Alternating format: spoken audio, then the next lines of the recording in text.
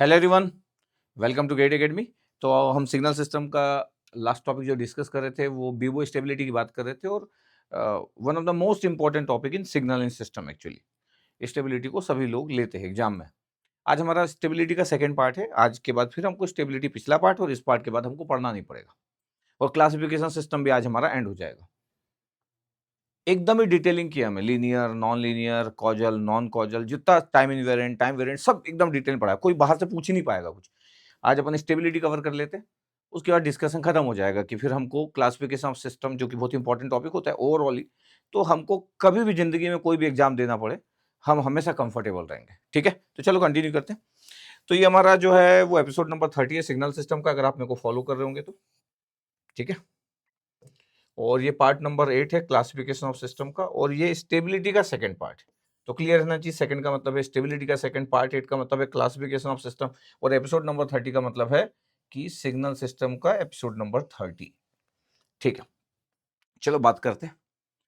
ये 2008 का इलेक्ट्रिकल वाला को क्वेश्चन था। कभी कभी मैं ब्रांच भी मेंशन कर देता हूँ। तो आईआईएससी बेंगलोर का क्वेश्चन था, क्वेश्चन नंबर 49। ये आपके पास क्लासिफिकेशन ऑफ सिस्टम चालू है। क्वेश्चन में क्या गिवन था, ये system with input x t and output y t, और आपको पता है कि जो स्टैंडर्ड इंडिकेटर नहीं है ये आपको पता है, और ये इंडिकेटर दिया आपके पास, तो इंडिकेटर हमेशा से एक इंपॉर्टेंट चीज रहता है। जब भी इंडिकेटर की बात होती है हमेशा क्लासिफिकेशन ऑफ सिस्टम का one of the important part रहता है। अच्छा, इसमें वो सब चीज पूछा है जो हम पहले से पढ़ चुके हैं, और स्टेबिलिटी तो लास्ट क्लास में पढ़ रहे हैं, जैसे कॉजल, टाइम इनवेरिएंट, ये सब पूछा है, लेकिन ये सब तो हम पहले से जानते हैं, बट फिर भी फटाफट बातें कर लेंगे। अब ये इंडिकेटर सिस्टम है आपके पास minus infinite to minus two t, और आपको अगर थोड़ा सा भी अच्छा अगर आइडिया है तो आपको पता है कि यार ये माइनस टू टी है, तो यहाँ पे अगर ध्यान से देखोगे तो आपको पता है कि ये क्या रिप्रेजेंट करता है सर, ये टाइम वेरिएंट रिप्रेजेंट करता है। क्योंकि हमें को पता है कि y t minus t not अगर मैं करूंगा तो फिर ये बराबर नहीं होगा, क्योंकि मैं इनपुट में चेंजेस करूंगा। तो आपको पता है कि y t comma t naught की जो वैल्यू है फिर वो y t minus t naught के बराबर नहीं होती है। तो ये टाइम वेरिएंट होता है, this one is the time variant. तो ये हमको पता है, इसमें कोई बहुत बड़ी बात नहीं है। तो हमको पता है कि टाइम इनवेरिएंट नहीं हो सकता, टाइम इनवेरिएंट नहीं हो सकता, टाइम इनवेरिएंट नहीं हो सकता, तो डी आंसर अपने आप हो गया। मतलब इसमें सबसे इंपॉर्टेंट चीज है कि हमको पता है कि टाइम वेरिएंट सिस्टम। अलग बात है कि अभी हम आंसर के साइड नहीं जा रहे, क्वेश्चन तो कभी भी कुछ भी पूछा जा सकता था, तो ये हम पहले से जानते हैं। अब कॉजलिटी और नॉन कॉजलिटी की बात करें तो y t equal to minus infinite to to t और एक्स टाउ है। तो मैं बोलता हूँ कि आपके पास एक्स टाउ का आपके पास अगर आप इंटीग्रेट करोगे और आपके पास पता चला कि एक्स टाउ की जगह आपके पास और कुछ आ गया, एम टाउ आ गया, और जब आप लिमिट पुट कर रहे हो तो क्या होगा, लिमिट पुट करोगे तो माइनस टू टी और माइनस इनफाइनाइट, तो ये क्या आ जाएगा, एम माइनस टू टी और minus of F of minus infinite आएगा, इतना आएगा। अब ये तो वाई ऑफ टी की वैल्यू। अब आपको तो ये पता है कि अगर मैं वाई ऑफ माइनस टू पूछ लूँ, टी की जगह माइनस टू, तो कितना हो जाएगा, एम ऑफ फोर हो जाएगा ये तो, और minus m of minus infinite तो है। तो किस पे डिपेंड किया, आपके पास जो बिहेवियर है ये फ्यूचर फ्यूचर पे आपके पास देख सकते हो। अगर मैं इसको थोड़ा अपोजिट करूँ कि वाई माइनस टू किस पे डिपेंड कर रहा है, तो ये फ्यूचर के बिहेवियर पे डिपेंड कर रहा है, ये इनपुट का ही पार्ट है, ये फ्यूचर इनपुट पे डिपेंड कर रहा है, क्योंकि एक्स टाउ को जब इंटीग्रेट किया तो एम टाइप हो गया। आप यहाँ से बोल सकते थे कि सर मैं माइनस टू अगर पुट करता तो ये फोर हो जाता। आप यहाँ से ऐसा बोल सकते थे कि सर मैं वाई ऑफ अगर माइनस थ्री पुट करता, तो यही से दिख जाता कि माइनस इनफाइनाइट टू कितना हो जाता, माइनस थ्री पुट करता तो सिक्स। तो देखो आप अप टू माइनस थ्री तक जा रहे हो, ये सिक्स तक जा रहा है, एक्स टाउ डी टाउ। तब इसी को देख के बोल सकते हो कि सर ये देख के मेरे को पता चल जा रहा है कि नॉन कॉजल है, फ्यूचर पे डिपेंड कर रहा है। तो क्लियर है कि जी कि आपके पास ये नॉन कॉजल के तो दो ऑप्शन थे, सी और डी। तो नॉन कॉजल में आपके पास सी भी था और डी भी था, ये भी दिख रहा है। अच्छा, बात ये हम अभी तो हम जो करना है वो तो कर ही रहे। स्टैंडर्ड इंटीग्रेटर सिस्टम जो होता है उसमें ये इशू नहीं आता। स्टैंडर्ड इंटीग्रेटर सिस्टम लीनियर भी होता है, टाइम इनवेरिएंट भी होता है और कॉजल भी होता है। आपको ये बात भी पता है कि स्टैंडर्ड इंटीग्रेटर सिस्टम बोलने का क्या मतलब है, इसलिए आपको बहुत ही अच्छा आना चाहिए जितना मैं सिखाया हूँ। अगर ऐसा वाई ऑफ टी लिखा हुआ है और माइनस इनफाइनाइट टू टी है, standard integrator circuit, running integrator भी बोलते हैं आप, एक्स टाउ डी टाउ, इसमें कोई इशू नहीं है, इसमें कोई इशू नहीं है। ये स्टैंडर्ड इंटीग्रेटर सिस्टम है आपके पास, अगर ध्यान से देखा जाए तो ये स्टैंडर्ड है, स्टैंडर्ड इंटीग्रेटर। और इस स्टैंडर्ड इंटीग्रेटर में कोई भी इशू नहीं होता है। स्टैंडर्ड इंटीग्रेटर जो होता है आपके पास, जब हम डिस्कशन मोड करते हैं तो हमको पता है कि ये लीनियर, ये एडिटिविटी होमोजेनिटी प्रॉपर्टी सेटिस्फाइड करेगा। हमको पता है कि ये आपके पास जो है ये टाइम उधर टी पे डिपेंड कर रहा है, is the time invariant system, TI system. ये हमको पता है कि आपके पास ये कॉजल सिस्टम, ये कॉजल सिस्टम।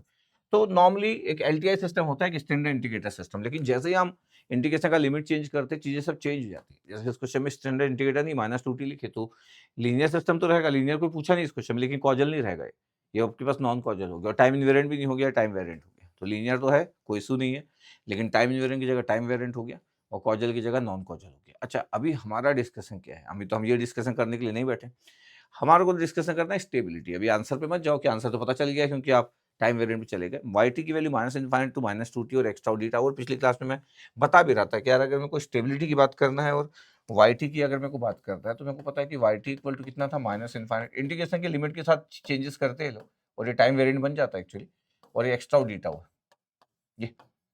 और अगर मेरे को बीबो स्टेबिलिटी की बात करना है, जो पिछली क्लास में बात भी किया था, ऐसा नहीं कि इंडिकेटर पिछली क्लास में नहीं पढ़ाया, तो अगर मेरे को बीबो स्टेबिलिटी की बात करना है तो हमको बड़ा अच्छा आइडिया है कि अगर कोई भी बाउंडेड इनपुट, कोई भी अगर अनबाउंडेड आउटपुट देता है तो बीबो स्टेबल नहीं रह पाता है, और हमको वही देखना रहता है।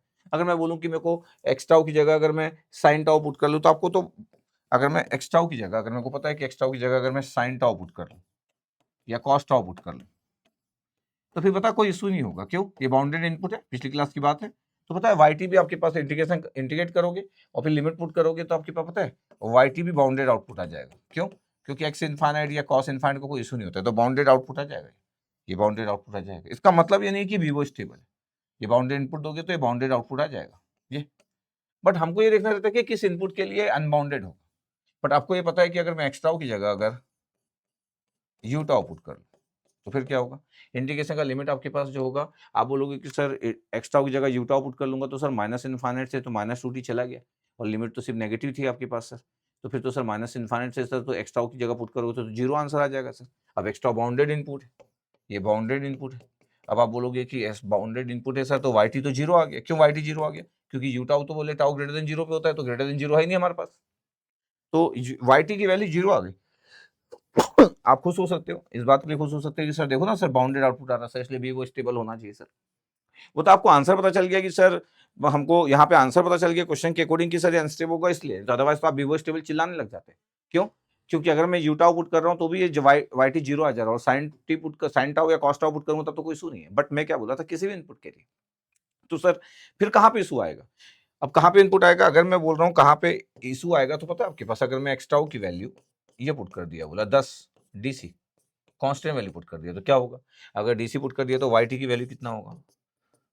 10 का इंटीग्रेशन 10 टाउ, और टाउ का लिमिट पुट कर दे रहा हूँ मैं, -2t और -∞, तो क्या हो गया 10 -2t और माइनस टाउ की जगह -∞ तो +∞ हो गया। देखो इसका तो वाई टी तो इन्फानेट आ गया, बिल्कुल वाई टी इन्फानेट आ गया। ये देखो इसका तो क्या है, बाउंडेड आउटपुट है क्या? नहीं है, बाउंडेड आउटपुट नहीं है।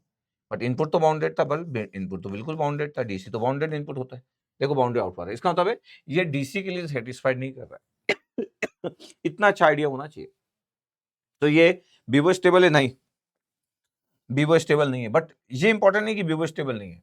तो अगर मैं बोलूं कि बीबो अनस्टेबल है, बिल्कुल, लेकिन किस इनपुट के लिए हुआ, अगर ये भी बातें आपको पता हो अच्छे से, नहीं तो अभी आप क्या बोलोगे पता है?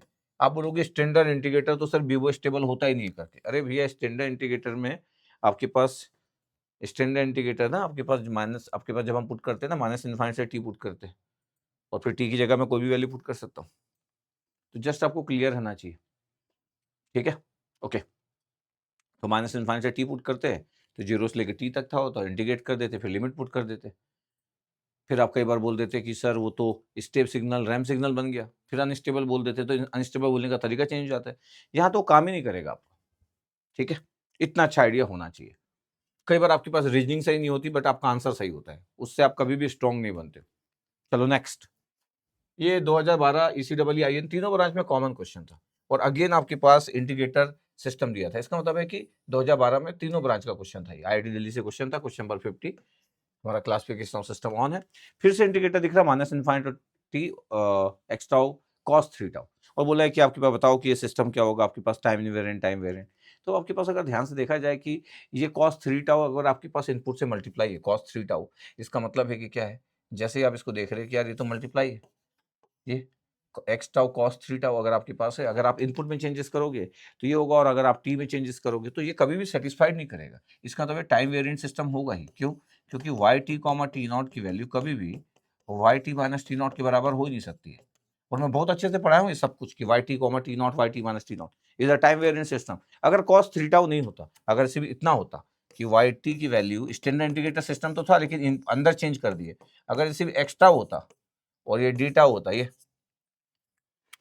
आपके पास, तब तो आपके पास टाइम इनवेरिएंट होता, कोई इशू ही नहीं होता। आप टाइम में चेंज कर रहे हैं आपके पास, तो यहाँ तो कोई इशू ही नहीं आता, आपके पास इनपुट में चेंजेस कर देते हम लोग, और फिर आपको तो सब कुछ सॉल्व करना। मैं तो प्रूव भी किया हूँ कि टी माइनस टी नॉट करते आपके पास, फिर इसको भी हैंडल कर लेते।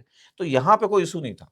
यहाँ पे इस जगह पे अगर मैं बोलूँ कि इस जगह पे y t comma t naught सब प्रूफ है आपके पास, तो y t minus t naught होता, और ये टाइम इनवेरिएंट सिस्टम होता है। बिल्कुल ये टाइम इनवेरिएंट सिस्टम होता है, एक स्टैंडर्ड इंटीग्रेटर सिस्टम। लेकिन इनपुट के साथ मल्टीप्लाई कर दिया किसी टाइम डोमेन को, तो ये टाइम इनवेरिएंट नहीं होगा, टाइम वेरिएंट होगा। तो चलो ठीक है, टाइम वेरिएंट की अगर मैं बात करूँ तो टाइम इनवेरिएंट लिखा था, not time invariant, time invariant नहीं, not time invariant non stable, तो नॉट टाइम इनवेरिएंट है। अच्छा, अब स्टेबिलिटी की बात करना है तो आपको पता है कि पिछली क्लास में जब मैं बात कर रहा था कि आपको ये हमेशा ध्यान देना है कि आपका लिखा कैसे। स्टेबिलिटी एक बहुत ही इंपॉर्टेंट चीज होता है कि कई बार हम मिस कर दिए। अगर आप मिस कर दिए कोई चीज, स्टैंडर्ड इंडिकेटर सिस्टम है, अगर आप मिस कर दिए, क्या मिस कर दिए, कोई भी ऐसी चीज मिस कर दी है जिसपे वो अनबाउंडेड आ रहा था और फिर आपसे गलती हो गई। अगर मैं बोलूँ कि एक्स टाउ अगर मैं यू टाउ पुट कर दूं, मैं हमेशा क्या करता हूँ, मैं जब पढ़ाता हूँ तो मैं बहुत सारी बातें इसलिए करता हूँ क्योंकि हम अपने कॉन्फिडेंस को और अपने कंसेप्ट को बहुत गुड करना चाहते हैं। बाउंड्री इनपुट है, अब कॉस थ्री टाउ का इंटीग्रेशन कितना होगा, साइन थ्री टाउ, तो वाई टी की जो वैल्यू होगा आपके पास कितना होगा, साइन थ्री टाउ अपॉन 3, और लिमिट पुट कर दोगे आप, ये कितना पुट कर दोगे, टी और माइनस इनफाइनाइट। अभी तो बाउंडेड ही आएगा क्योंकि कॉस थ्री इनफाइनाइट आपके पास, आपको पता है कि फाइनाइट -1 से 1 के बीच में रहता है, पिछली क्लास में सब पढ़ाया हूँ। तो वाई टी की वैल्यू तो बाउंडेड आउटपुट ही आएगा क्योंकि पढ़ा चुका हूं इतना सारा। लिमिट पुट कर लो आप। सर ये माइनस इनफाइनाइट, अरे माइनस इनफाइनाइट से कुछ नहीं होता, sine infinite sine minus infinite वो तो फाइनाइट वैल्यू होगा बिटवीन -1 to 1, उससे ज्यादा कभी होता ही नहीं। तो ये तो बाउंडेड आउटपुट आ रहा है, बाउंडेड इनपुट डालने से आपके पास दिख रहा है। आपके पास अगर मैं यूटाउ पुट कर रहा हूँ तो आपके पास ये आ गया, तो ये तो बाउंडेड आ गया आपके पास। अगर मैं एक्स्ट्राउ की वैल्यू अगर मैं डीसी वैल्यू पुट कर दूं तो भी कोई इशू नहीं है। मैं बोल दूं कि एक्स्ट्राउ की वैल्यू अगर मैं डीसी पुट कर दूं, डीसी पुट कर दिया और मैं बोला कि एक्स्ट्राउ की वैल्यू 10 पुट कर लो, तो भैया वाई टी की वैल्यू क्या होगी, 10 तो बाउंडेड इनपुट है, 10 तो बाउंडेड इनपुट है, तो वाई टी की वैल्यू क्या होगी, 10 के आपके साथ जब आप इंटीग्रेशन करोगे तो आपके पास ये 10 होगा, 10/3 होगा और साइन थ्री टाउ होगा, और फिर से वही लिमिट आपके पास पुट कर दोगे आप, कितना टी और ये माइनस इनफाइनाइट, तो बाउंडेड आउटपुट आ जाएगा, तो कोई इशू नहीं। तो मैं हमेशा वो बातें कर रहा हूँ जो पढ़ाते समय जरूरी है। ये देखो बाउंडेड इनपुट से बाउंडेड आउटपुट आ रहा है, बता यहाँ पे कौन सी चीजें रोकेगी, बता आपके पास कौन सी चीजें रोकेगी, क्योंकि ये सब डील किया था मैं बोल रहा हूँ अगर एक्स टाउ की वैल्यू अगर आप वही रख लो जिससे मल्टीप्लाई हो रहा है और ट्रिग्नोमेट्रिक कॉस थ्री टाउ रख लो, तब बड़ा इंपॉर्टेंट हो जाएगा। क्यों, क्योंकि इस बार ना वाई टी की वैल्यू क्या होगा पता है, माइनस इनफाइनाइट टू टी, और कॉस स्क्वायर थीटा हो जाएगा, तो cos square three theta, cos square three tau d tau हो जाएगा। और कॉस स्क्वायर थीटा कितना होता है सर, कॉस स्क्वायर थीटा होता है सर 1 + cos 2 थीटा, तो 1 + cos 6 टाउ डिवाइड बाई 2, ये होता है कॉस स्क्वायर थीटा। अब यहाँ पे जो 1/2 है, अब 1/2 का इंटीग्रेशन करोगे तो 1/2 टाउ, और कॉस 6 टाउ का करोगे तो साइन 6 टाउ डिवाइड बाई 6, तो 12 आ जाएगा, और लिमिट पुट करना रहेगा आपके पास टी और ये माइनस इनफाइनाइट। जैसे ही माइनस इनफाइनाइट पुट किए आप ये टाउ की जगह पे, तो हो गया, तो अनबाउंडेड हो गया। इसका मतलब है कि वाई टी की वैल्यू आपके पास कितना आ गया, इसका मतलब है कि वाई टी की वैल्यू तो बाउंडेड आउटपुट आ रहा है क्या, नहीं सर बाउंडेड आउटपुट नहीं आ रहा है, ये बाउंडेड इनपुट है, बिल्कुल ये बाउंडेड इनपुट है, बाउंडेड इनपुट है ना भैया, कॉस थ्री टाउ -1 से 1 के बीच में होगा। देखो आप जैसे ही सेम वैल्यू पुट करते हो तो नहीं आता, इसका मतलब है कि ये इतना इंटरेस्टिंग है कि अगर आप मिस कर दिए, आप ये रखे सही आ गया, ये रखे सही आ गया, लेकिन क्वेश्चन का आंसर गलत है आपका, तो ये वीवो अनस्टेबल है, इसलिए इसको पिक करना बहुत इंपॉर्टेंट है कि वीवो स्टेबल है, वीवो क्या है, अनस्टेबल है। क्यों, क्योंकि ये cos 3 टाउ अगर मैं पुट कर रहा हूँ एक्स टाउ की वैल्यू, तो ये फिर इनफाइनाइट दे देगा आपके पास, इसका जो रिजल्ट होगा ये आपके पास इनफाइनाइट आ जाएगा, दिस वन। इसका मतलब क्या हो गया सर, ये तो सर टाइम वेरिएंट इसलिए था cos 3 टाउ के कारण, मतलब ये cos 3 टाउ टाइम वेरिएंट वाला चीज प्रोवाइड किया, और एक्स टाउ की वैल्यू अगर मैं cos 3 टाउ पुट कर लूँ तो अनस्टेबल होगा, तो टाइम नॉट टाइम इनवेरिएंट मतलब time variant and not stable, तो डी आंसर आ रहा है इसका। इस टाइप के क्वेश्चन इसलिए इंपॉर्टेंट होते हैं क्योंकि ऐसा वो पूछते हैं, उनको लगता है कि ऐसी चीजों से तो एक स्टूडेंट जो इसको बहुत नहीं आता होगा वो तो ऐसी चीज को हैंडल कर नहीं पाएगा, याद करके कुछ आया होगा तो उसकी चीजें कब तक चल पाएगी, ज्यादा देर तक चीजों को हैंडल नहीं कर पाएगा। ठीक है, इतना क्लियर होना चाहिए आपको। अब ये आपके पास था 2000, ये भी गेट का क्वेश्चन इसमें, अच्छा हाँ लिखा तो वो, तो मैं सोचा गेट का क्वेश्चन था। तो अगर मैं बोलूं कि देखो आपके पास गेट 2006 इलेक्ट्रॉनिक्स का क्वेश्चन था, 2006, बहुत पुराना क्वेश्चन, आज से 19 साल पुराना क्वेश्चन, 19-20 साल पुराना। ये system with the input xn और आउटपुट yn, और आपको दिख रहा है कि यार ये तो डिस्क्रीट टाइम सिस्टम है, देयर इज नो इशू। अब लीनियर, स्टेबिलिटी, इन्वर्टिबल, अच्छा इन्वर्टिबल, नॉन इन्वर्टिबल, स्टेबिलिटी। अच्छा, मैं इसलिए क्वेश्चन को लिखा क्योंकि स्टेबिलिटी इसमें ऑप्शंस में, पहले हम स्टेबिलिटी नहीं पढ़े थे, अब तो पढ़ चुके हैं। अब लीनियर और नॉन लीनियर की बात करूं तो मेरे को पता है कि यार अगर मैं किसी भी फंक्शन से मल्टीप्लाई कर रहा हूं और मेरे को पता है कि yn है, अगर मैं बोल दूं कि yn की वैल्यू ये है, नॉर्मल ब्रैकेट भी लगा सकते हो, yn की ब्रैकेट ये है fn इंटू xn, ये fn इंटू xn है, ऐसा मल्टीप्लाई है आपके पास, fn इंटू xn है, तो आपको पता है कि ये fn से मल्टीप्लाई कर रहा है, तो ये लीनियरिटी का कोई इशू नहीं, क्योंकि एडिटिविटी और होमोजेनिटी आपके पास होगा। इसका मतलब क्या है? इसका मतलब है कि सर लीनियर सिस्टम का कोई इशू होगा? नहीं होगा, क्योंकि आप किसी फंक्शन से मल्टीप्लाई कर रहे हैं, इसका लीनियरिटी से कोई इशू नहीं, तो लीनियर सिस्टम होगा। लेकिन अगर आप किसी फंक्शन से मल्टीप्लाई कर रहे हो तो y n comma n naught में इनपुट में चेंज होगा, और ये फंक्शन ऑफ एन है तो टाइम वेरिएंट आपके पास नहीं होगा। तो अगर मैं बोलूँ कि क्या ये टाइम इनवेरिएंट होगा? नहीं, ये टाइम इनवेरिएंट नहीं हो सकता, टाइम इनवेरिएंट नहीं हो सकता। ये क्या है आपके पास? Time variant. और टाइम वेरिएंट किसके कारण है? टाइम वेरिएंट इसके कारण है जो एफ ऑफ एन मल्टीप्लाई किया गया है, तो टाइम वेरिएंट है एक्चुअली, तो टाइम वेरिएंट नहीं है, टाइम वेरिएंट है। अच्छा, तो इतनी बातें तो हमको सब पता ही है, तो लीनियर है आपके पास। अच्छा, टाइम वेरिएंट की बात की गई, नहीं कही गई। अब इन्वर्टिबल और नॉन इन्वर्टिबल की बात की गई। अब साइन 5/6 पाई एन है, अगर मैं डिफरेंट इनपुट अगर प्रोवाइड करूं तो आउटपुट अगर सेम आ जाता है तो इन्वर्टिबल सिस्टम होता है, जिसका इन्वर्स नहीं होता। ये बात आपको पता है ना, इन्वर्टिबल नॉन इन्वर्टिबल हम पढ़ के आए हुए। तो मेरे को पता साइन 5/6 पाई एन है, और अगर मैं इसको बहुत ही स्मार्टली हैंडल करने की कोशिश करूं कि सर मैं एन की जगह 6 पुट कर दूं, 12 पुट कर दूं, 18 पुट कर दूं, ऐसे इंटीजर मल्टीपल्स पुट कर दूं, तो पता है साइन की जो वैल्यू होगी, साइन 5/6 है, और n की जगह पुट कर दिया पाई, और n की जगह 6 पुट कर दिया, साइन 5/6 पाई, n की जगह 12 पुट कर दी।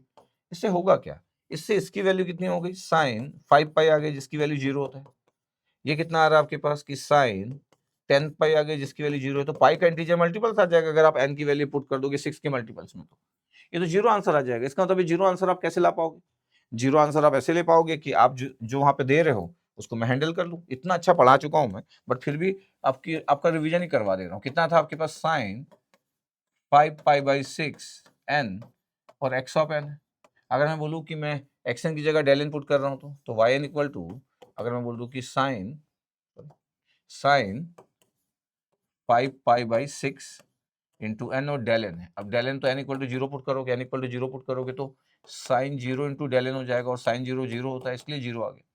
बट अगर मैं बोलूँ कि मैं इनपुट दूसरा दे दूं तो साइन 5π/6 n, अगर मैं बोलूँ कि मैं डेल n-6 दे दूं तो फिर n इक्वल टू 6 पे एग्जिस्ट करेगा। अब n इक्वल टू 6 पे एग्जिस्ट करेगा तो पता है n इक्वल टू 6 पुट करोगे तो sine 5π del n-6 is the answer, और साइन 5π कितना होता है? 0। सिमिलरली अगर मैं इनपुट चेंज करूं, इनपुट चेंज करते जा रहा हूं मैं, sign 5π/6 n del n-12 put कर दिया, इसका मतलब है n इक्वल टू 12 पे एग्जिस्ट करेगा, तो साइन 5π/6 इंटू 12, एन की जगह 12 और del n-12, answer will be 0, क्योंकि ये 10 पाई आ जाएगा। तो आपको इसका मतलब है कि सिस्टम क्या हो गया सर? नॉन इन्वर्टिबल सिस्टम हो गया। इसका सिस्टम क्या हो गया? इन्वर्टिबल नहीं हो सकता, इज नॉन इन्वर्टिबल सिस्टम। इसका इन्वर्स पॉसिबल नहीं है, क्योंकि ये यूनिकली आउटपुट नहीं दे रहा। नॉन इन्वर्टिबल सिस्टम मतलब एक से ज्यादा अलग अलग इनपुट के लिए, ये इनपुट है आपके पास, ये इनपुट है, ये इनपुट है मेरे पास, अलग अलग different input produces the same output, that means the non invertible system. तो अगर मैं एग्जाम में अगर होता तो नॉन वर्टिबल सिस्टम है, तो मेरे को पता है कि ये नहीं हो सकता, इनवर्टिबल लिखा है, नॉन वर्टिबल है पॉसिबल है, नॉन वर्टिबल है पॉसिबल है, ये नहीं हो सकता, तो बी और सी बचा।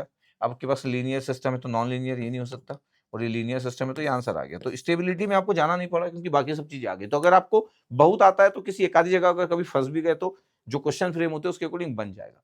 बट हमारा क्वेश्चन ये नहीं है ना, हमारा क्वेश्चन तो ये है कि हम क्या स्टेबिलिटी को नहीं जान पाएंगे? क्या क्यों नहीं जान पाएंगे? स्टेबिलिटी को जानेंगे, क्यों नहीं जान पाएंगे? वाई की वैल्यू क्या है? अच्छा, साइन 5π/6 n है, और ये xn है। और जब आप बीबो स्टेबिलिटी की बात करते हो तो बीबो स्टेबिलिटी की बात करते समय इंपॉर्टेंट टॉपिक होता है, बड़ा अच्छा होता है कि आप कंसेप्चुअल मैथमेटिकली जब सॉल्व करते हो तो सोचते कैसे। अब मेरे को पता है कि मेरे को एक्शन बाउंडेड लेना है। जब मेरे को पता है कि मेरे को एक्शन बाउंडेड इनपुट लेना होता है, तो मेरे पास तरीका होता है बाउंडेड इनपुट लेने का। जिस तरीके से मैं बोल सकता हूँ बाउंडेड इनपुट अगर मेरे को लेना है तो मैं बाउंडेड इनपुट ले सकता हूँ, जो भी मेरे को लेना है। अब बाउंडेड इनपुट मेरे को लेना है, इसका मतलब है कि एक्शन की वैल्यू तो फाइनाइट ही होगी, या तो फिर मैं मॉड ऑफ एक्शन को लिख लूँ कि बी एक्स है करके, ये मेरे पास चॉइस है, ये लेस देन इनफाइनाइट होती है। इसका मतलब है कि बी एक्स की वैल्यू तो फाइनाइट होती है, ये तो हमको पता है। ऐसा अब लिखना नहीं लिखना अलग बात है, ये तो आप सिर्फ यही से भी लिख सकते थे कि ये बाउंडेड इनपुट है, इसका मतलब है कि इसकी वैल्यू फाइनाइट, यही से लिख सकते थे बिना कुछ बोले। अब मेरे को पता है कि यार साइन ओमेगा नॉट एन, ये हमको पता है कि we know that sine omega naught जो एन है इसकी वैल्यू -1 से 1 होगा। अलग बात है कि ये एन की वैल्यू तो इंटीजर होती है -1 से 1, ये आपके पास रेंज है। इसका मतलब ये तो बाउंडेड ही होता है हमेशा, ये तो बाउंडेड ही होता है आपके पास बिटवीन -1 to 1।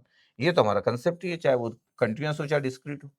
अब मैं बोल रहा हूँ कि अगर यार एक साइनोसोडल या कोसाइनोसोडल सिग्नल किसी इनपुट के साथ मल्टीप्लाई है तो रिजल्ट क्या होगा? रिजल्ट तो बिल्कुल सिंपल है कि आपके पास पता है कि एक एफ ऑफ एन है जो कि -1 से 1 के बीच में है, तो ये तो फाइनाइट वैल्यू है इसका मैग्नीट्यूड, ये जो ऑलवेज ऑलवेज फाइनाइट, और ये एक्सन बाउंडेड इनपुट है तो फाइनाइट हुआ ये, जिसका मतलब है कि आंसर विल बी फाइनाइट। तो आप बोल सकते हो कि वाई एन की वैल्यू जो है वो फाइनाइट है, और वाई एन की वैल्यू अगर फाइनाइट है तो स्टेबल है, तो ये आपके पास बाउंडेड आउटपुट हुआ, बिल्कुल आउटपुट हुआ। तो हमारा चॉइस हो सकता है कि हमको कैसे बोलना है, हमारा बोलने का तरीका कुछ भी हो सकता है, आप कितने स्मार्ट उस पर डिपेंड करता है। आपको अगर ऐसा किसी को बताना है कि वाई एन का मैग्नीट्यूड भैया मैं बी वाई लिख रहा हूँ, ये बी वाई लिख रहा हूँ, बी वाई के लिए लेस देन फाइनाइट होना चाहिए फॉर द वीवो स्टेबिलिटी, तो बी वाई की वैल्यू कितनी, मतलब तरीका आप पे डिपेंड करता है ना कि बी वाई की वैल्यू कितनी है। तो आप बोल रहे एक फंक्शन एफ ऑफ एन है और ये बी एक्स है, और b x is the finite, और एफ ऑफ एन की वैल्यू -1 से 1 के बीच में होती है।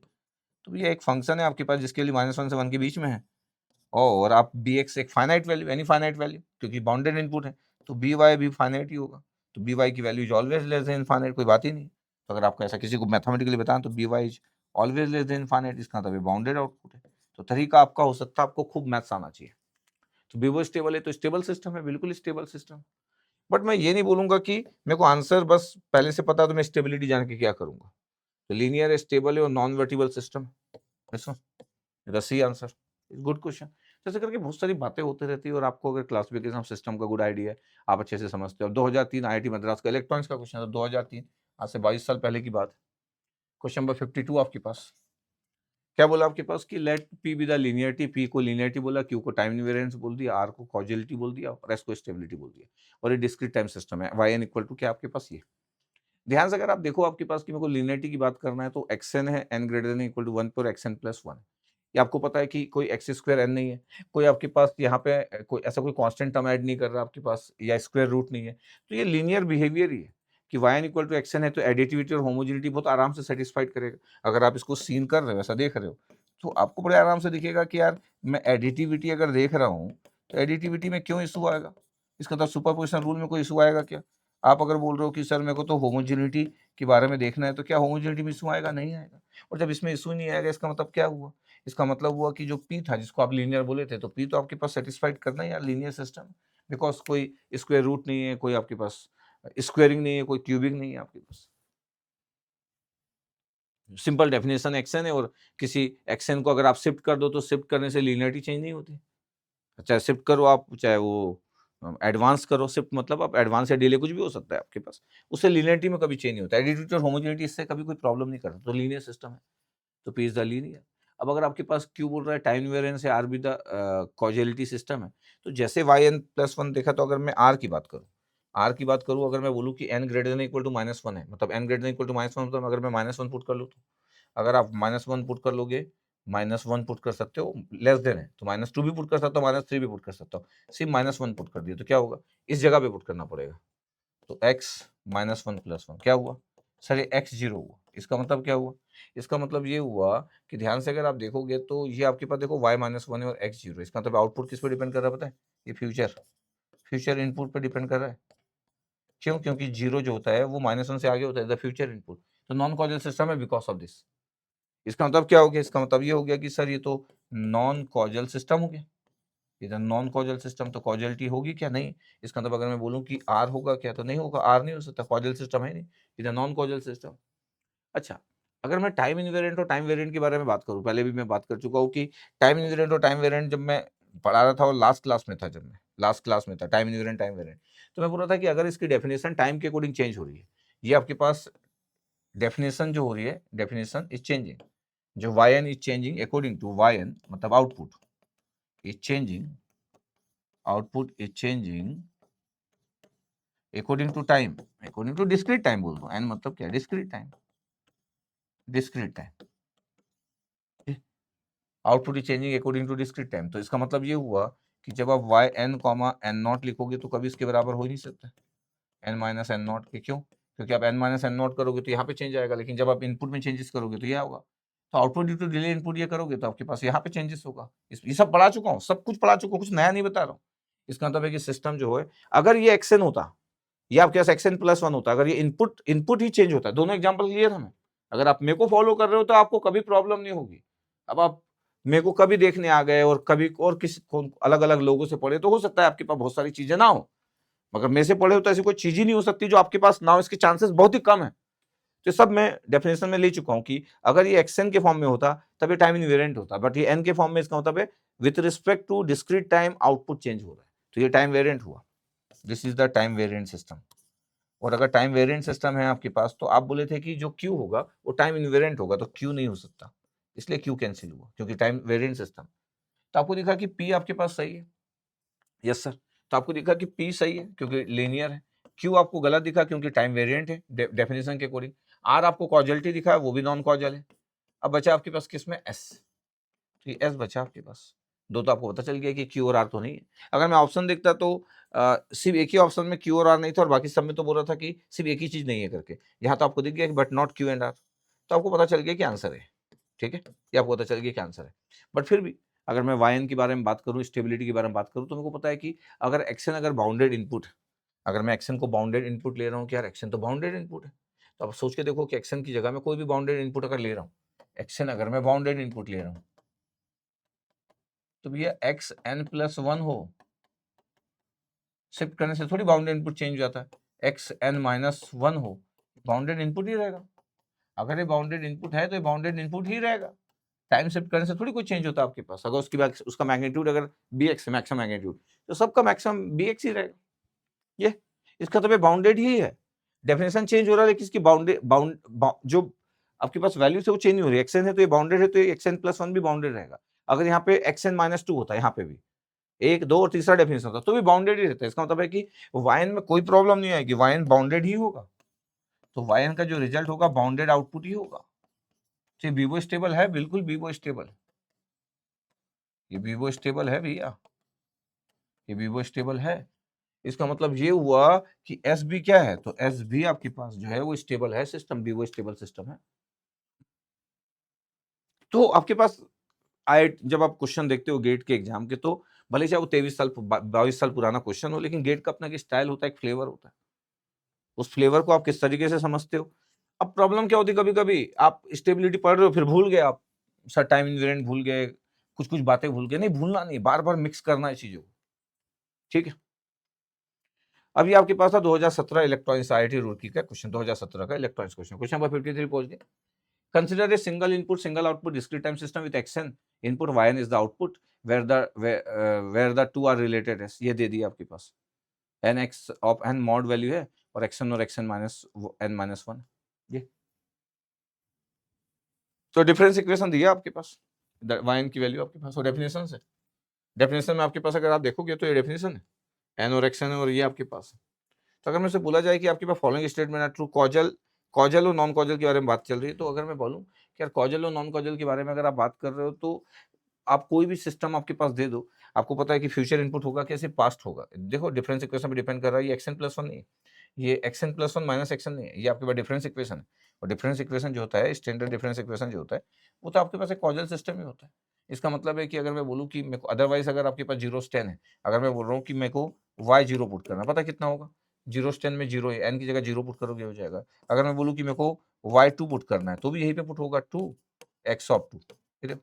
अगर मैं बोलूँ कि मेरे को वाई टेन पुट करना है, तो ये होगा आपके पास 10 एक्स ऑफ 10। इसका मतलब ये सब प्रेजेंट है आपके पास। और अगर मैं बोलूं कि मेरे को y 100 पुट करना, तो 100 तो बाहर आ जाएगा, 100 तो यहाँ पे नहीं आएगा, यहाँ पे आएगा, तो 100 पुट करने के लिए क्या हो जाएगा, x of 100 minus x of 99। और पता है आपके पास ये सब में तो कोई इशू नहीं था, ये सब तो प्रेजेंट ही है, अगर ध्यान से देखा जाए तो ये प्रेजेंट इनपुट ही है। तो 0 से लेकर 10 तक तो प्रेजेंट इनपुट ही दिख रहा है, 0 से लेकर 10 तक तो प्रेजेंट इनपुट ही दिख रहा है, इसमें कोई इशू नहीं। लेकिन अगर मैं 10 से बाहर हूं, 0 से पहले या 10 के बाद में हो, तो फिर मेरे पास प्रेजेंट और पास्ट दोनों दिख रहा है। ये दिख गया प्रेजेंट और ये मेरे पास पास्ट है, ये पास्ट इनपुट है। इसका मतलब है कि yn कभी भी फंक्शन ऑफ फ्यूचर इनपुट नहीं हो सकता। तो yn never be not equal to function of future input, future input. और अगर फ्यूचर इनपुट पे डिपेंड ही नहीं कर सकता है तो always causal system. Yes sir, always causal system. तो कॉजल का तो आपके पास इशू नहीं है, लेकिन ये नहीं हो सकता कि आप बोल रहे हो कि मैं स्टेबिलिटी पढ़ रहा हूँ सर, अब तो मैं कॉजल सिस्टम भूल गया, तो फिर आप एक अच्छे स्टूडेंट कैसे होंगे? तो ये कॉजल सिस्टम है आपके पास, ये सही है, कॉजल सिस्टम ये सही है, ये आपके पास गलत है, सीओडी नहीं हो सकता आपके पास, तो अब तो 50% बचे। अब आपके पास अगर मैं देखूं कि वाई की वैल्यू आपके पास एन एक्स एन है और एन का मल्टीप्लाई है। अब आपको पता है कि अगर एन का मल्टीप्लाई है आपके पास, तो देख रहे एन का मल्टीप्लाई है, तो आप बोल सकते हैं वाई एन की वैल्यू अगर मैं एन एक्स एन दे दूं आपको, मैं बोल दूं कि y n equal to n x n, y n equal to n x n, क्या होगा? एन एक्स एन है तो, एन एक्स एन है तो क्या होगा सर? एन एक्स एन है आपके पास, तो ये एक्शन अगर मैं बाउंडेड दे भी रहा हूँ, एक्शन अगर मैं बाउंडेड इनपुट दे भी रहा हूँ, या मैं एक्शन का मैग्नीट्यूड अगर बी एक्स लिख दूँ जो कि less than finite finite value, तो पता है वाई एन का magnitude that means the b y, अगर ऐसा लिखना है तो अगर बी वाई की वैल्यू क्या होगी? बी वाई की वैल्यू होगी एन इंटू एक्स एन का मैग्नीट्यूड, तो बी एक्स है।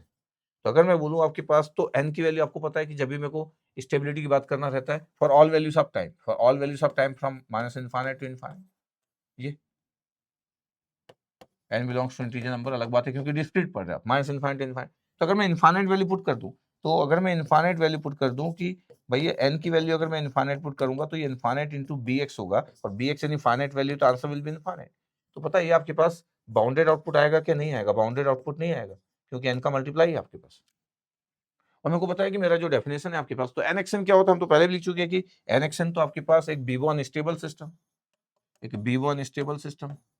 तो आप ये सोच के आंसर, अगर आप ये बोल रहे हो कि सर मैं तो अनस्टेबल सिस्टम बोल ही रहा था सर, नहीं नहीं, मैं तो अभी बोल रहा हूँ बीबो अनस्टेबल, बट वाइन की वैल्यू अगर मैं बोल दूं, अगर मैं बोल दूं कि वाइन की वैल्यू अगर लिमिटेड है, वाइन की वैल्यू जो है वो लिमिटेड है, एन एक्सन डेफिनेशन है, और आपके पास लिखा है कि एन की वैल्यू 0 से लेकर 10 तक हो सकता है, तो भाई साहब अब आपके पास सोचो कि एक्सन का मैग्नीट्यूड अगर आप बोल रहे हो कि मैं बी एक्स ले लूंगा ऐसे लिखने के लिए, लेस देन इनफाइनाइट, यही हो गया।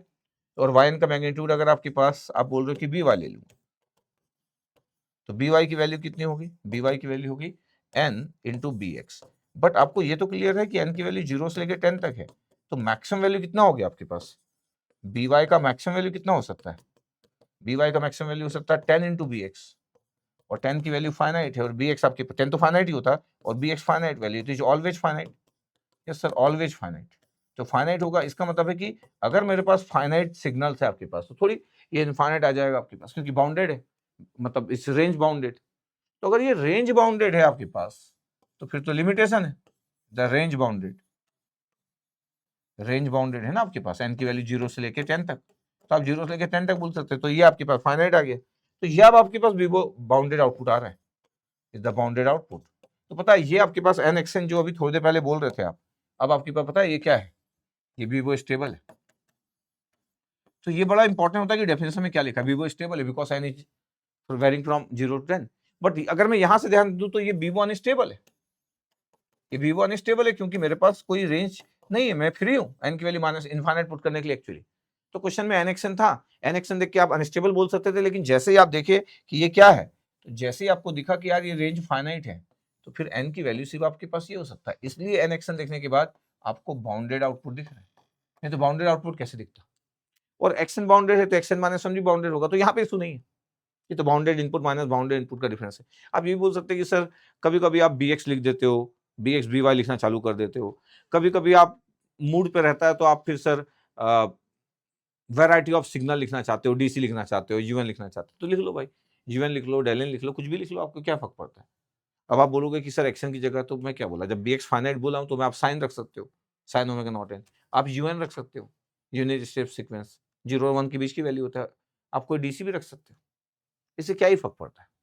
तो बाउंडेड ही है ना जो मैं लिख रहा हूँ, आपको कोई सिग्नल रखना है क्या, सिग्नल या सीक्वेंस, कोई इशू भी नहीं है। आप डेलन रख सकते हो, इंपल्स, हाँ कंटिन्यूस टाइम सिस्टम में आप इंपल्स नहीं रख सकते क्योंकि इंपल्स का मैग्नीट्यूड इनफाइनाइट होता है, बता चुका हूँ पिछली क्लास में। ये तो ये अच्छा क्वेश्चन था आपके पास। यस सर, इसका मतलब है कि ये कॉजल तो है बट नॉट स्टेबल है, तो आंसर क्या हो गया सर? कॉजल तो है बट नॉट स्टेबल है, ये तो बी आंसर सर, तो बी आंसर हो गया आपके पास। नहीं नहीं नहीं, सर बट नॉट स्टेबल कैसे? स्टेबल तो है सर, बिल्कुल बिल्कुल बिल्कुल यार, स्टेबल तो है ना। क्या स्टेबल है? स्टेबल है ना भैया, ये एन के कारण। तो ये आपके पास causal instable system, A answer, ये आंसर आ गया, कॉजल इंस्टेबल सिस्टम। देखो जरा ध्यान से। Yes sir. 2011 में आपके पास एक क्वेश्चन था, 2011 इंस्ट्रूमेंटेशन, 2011 इंस्ट्रूमेंटेशन सिग्नल सिस्टम जो होता है वो ECEIN के लिए बहुत इंपॉर्टेंट सब्जेक्ट होता है आपके पास, तीनों ब्रांच वाले लोगों को आना चाहिए।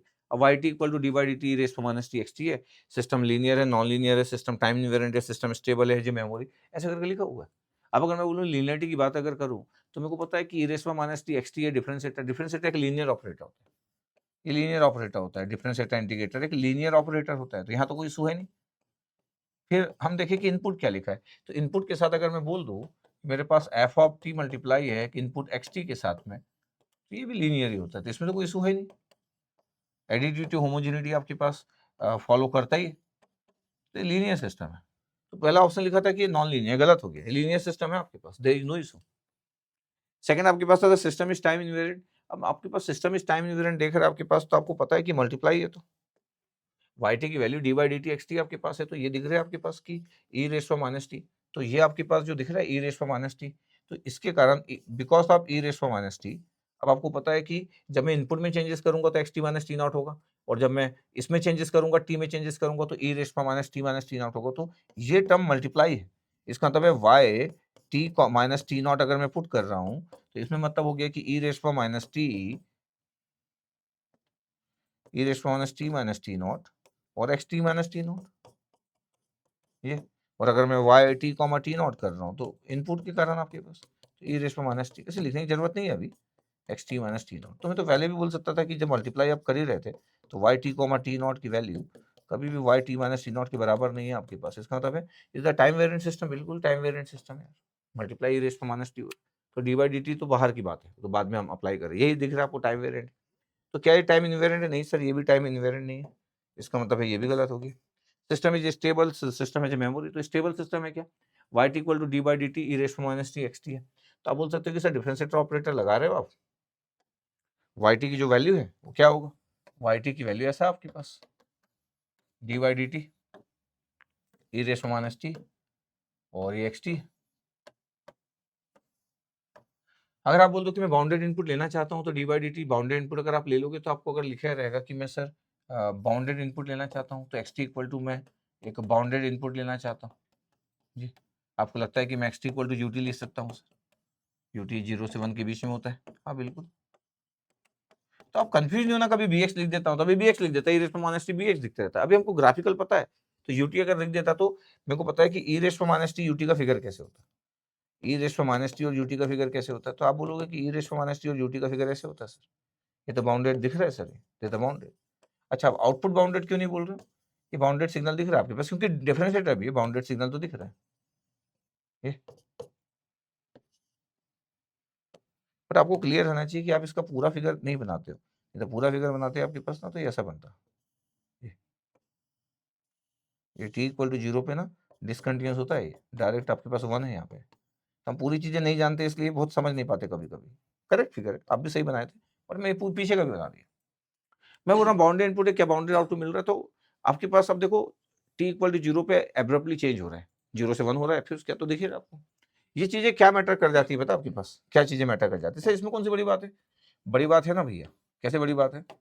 डी बाई डी टी है, अगर मैं बाउंड्री इनपुट ले रहा हूँ कोई सुनिए डिफरेंशिएटर लगा रहा हूँ ना, बाउंड्री इनपुट क्या ले लिया, यूटी ले लिया, अब बाई पार्ट डिफरेंशिएशन अगर मैं लगा रहा हूँ, ई रेस पर माइनस टी हो गया, यूटी का कितना हो गया, डेल टी हो गया, डिफरेंशिएट किया, और इसका कितना हो गया, इसका डिफरेंशिएट किया तो माइनस ई रेस पर माइनस टी यूटी, ये अभी आपके पास वाई ऑफ टी, अब del of t t equal to 0 put करोगे, e की power minus 0 into del of t, multiplication property of impulse signals, यहाँ तो यूटी रहा और इसका डिफरेंशिएट कर लिया ई रेस पर माइनस टी का, ये आ गया डेल टी आ गया परफेक्ट, और माइनस ई रेस पर माइनस टी यूटी, ये अब पता वाई टी है, अब बताओ आपके पास डेल टी आ गया तो टी इक्वल टू 0 पे कितना होगा sir, del t equal to 0 पे तो इनफाइनाइट होता है, इसका मतलब है कि अगर मैं वाई 0 पुट कर दूं तो पता है इम्पल्स की वैल्यू टी इक्वल टू 0 पे कितना आएगा, infinite, minus e raise minus 0 1, you 0 1 लिखना है तो 1 लिख दो, ये इनफाइनाइट है आगे, ये देखो, क्योंकि ये जो इम्पल्स सिग्नल्स है ना ये क्रिएट इसलिए हुआ आपके पास दिस वन, इसका मतलब है कि अगर मैं चेन रूल या बाई पार्ट डिफरेंशिएशन वाला रूल अप्लाई करता हूं तो इंपल्स आ जाएगा, और multiplication of impulse property t equal to 0 put किया तो 1 हो गया, डेल टी बचा। जब डेल टी कहीं पे बच गया तो आप जानते हो तो ये तो फिर नॉर्मल होता नहीं। इसका मतलब है कि ये देखो आपके पास टी इक्वल टू 0 पे आपके पास इनफाइनाइट मैग्नीट्यूड दे रहा है, तो ये बाउंडेड आपके पास बीबो स्टेबल है क्या? नहीं है, ये बीबो अनस्टेबल है, इज द बीबो अनस्टेबल। अगर ये डिफरेंशिएटर नहीं होता तो डिफरेंशिएटर नहीं होता तो भी नहीं हो पाता। सर ये तो आ रहा है स्टेबल, नहीं फिर मैं x T U of minus T put कर देता। अगर ये डिफरेंशिएटर नहीं होता तो फिर मेरा तो मेन ऑब्जेक्टिव है ना अनबाउंडेड दिखाना। यहाँ तो मैं आपके पास e raise to minus t था, यू ऑफ माइनस टी यहीं पुट कर देते सर, तब तो वो अनबाउंडेड ही हो जाता। बट फिर भी मेरे पास तो डिफरेंशिएटर था तो मैं इसको यूज कर लिया। आप तो ये भी बोल सकते हो कि सर इनपुट तो e raise to minus t x t था, आप एक्स टी यू टी क्यों लिए सर? यू टी लिखने से तो स्टेबल दिखना चालू हो रहा था। आप यू माइनस टी ले लेते तब तो सर अनस्टेबल दिख ही जाता, तब तो कोई बात ही नहीं ना, तब कौन सी बड़ी बात होती, तब तो हो ही जाता। अगर x t equal to u of minus t ले लेता तब तो मेरा डिफरेंशिएटर कुछ करता भी नहीं, डिफरेंशिएटर आपके पास कुछ रोल भी प्ले नहीं करता, वो तो यही वाला अनस्टेबल बन जाता। You of minus T put करना, यू ऑफ माइनस टी भी आपको पता है कि बाउंडेड होता है between 0 and 1, not -1, 0 and 1। You of minus t का मतलब माइनस नहीं होता, यू ऑफ माइनस टी का मतलब होता है टाइम रिवर्सिबल, सिग्नल जो राइट होता है वो लेफ्ट बन जाता है, तो 0 और 1 के बीच में ही होता है यू ऑफ माइनस टी भी। यू ऑफ माइनस टी मतलब नेगेटिव वैल्यू ऑफ टाइम के लिए डिफाइंड है, जैसे इसमें पुट करते हैं नेगेटिव वैल्यू ऑफ टाइम तो ये पॉजिटिव हो जाता, माइनस इनफाइनाइट पुट करते तो ये पूरा अनबाउंडेड बन जाता। तो वो अपने पास है, इतना पढ़ाया हूँ पिछली क्लास में, बट फिर भी मैं आपको डिफरेंशिएटर ऑपरेटर यूज करते हुए दिखा दिया। कुछ तो वैल्यू बने इसका, इस बेचारे का कुछ तो वैल्यू होना चाहिए ना, इसका इंपॉर्टेंस दिखाया मैं।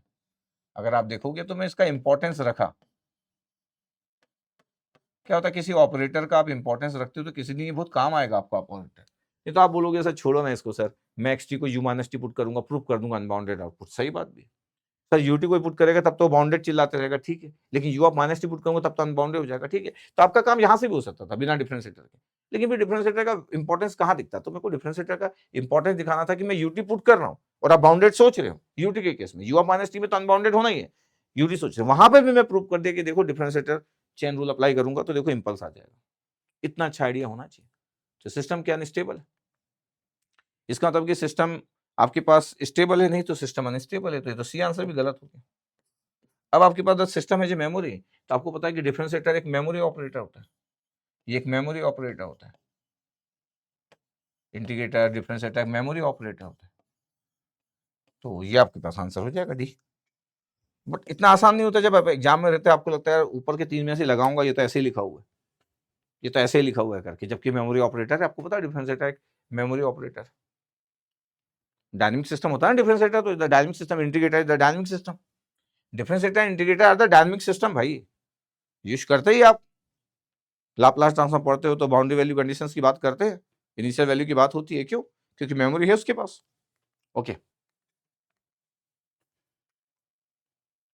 अब find the BIBO stability condition, कुछ पीवाई की क्वेश्चन करना है। अब बीबो स्टेबिलिटी कंडीशन की बात मेरे को करना है, तो मेरे को पता है कि अगर मैं बोलूँ कि ये yn इक्वल टू है, और देखो आपके पास 3 ही चीज लिखी है, किसी को बताने के लिए मैं बोल सकता हूँ कि एक्सन का मैग्नीट्यूड आप bx ले लो, ये bx मैक्सिमम मैग्नीट्यूड है जो लेस देन इनफाइनाइट, तो फिर yn का मैग्नीट्यूड अगर आपके पास by लिख रहे हो, पता आपके पास by, तो पता अगर ऐसा लिखने का मन कर रहा है तो by की वैल्यू क्या होगी पता है, 1/3, ये भी bx होगा, शिफ्ट करने से जितनी मैक्सिमम वैल्यू रहेगी वो शिफ्ट करने से सिग्नल सिर्फ जगह चेंज करता है, तो bx ही रहेगा, ये भी bx रहेगा, तो पता 3bx/3, तो ये bx ही आ गया, और bx तो वैसे भी लेस देन इनफाइनाइट था, तो by लेस देन इनफाइनाइट आ गया, तो बीबो स्टेबल है, बिल्कुल है।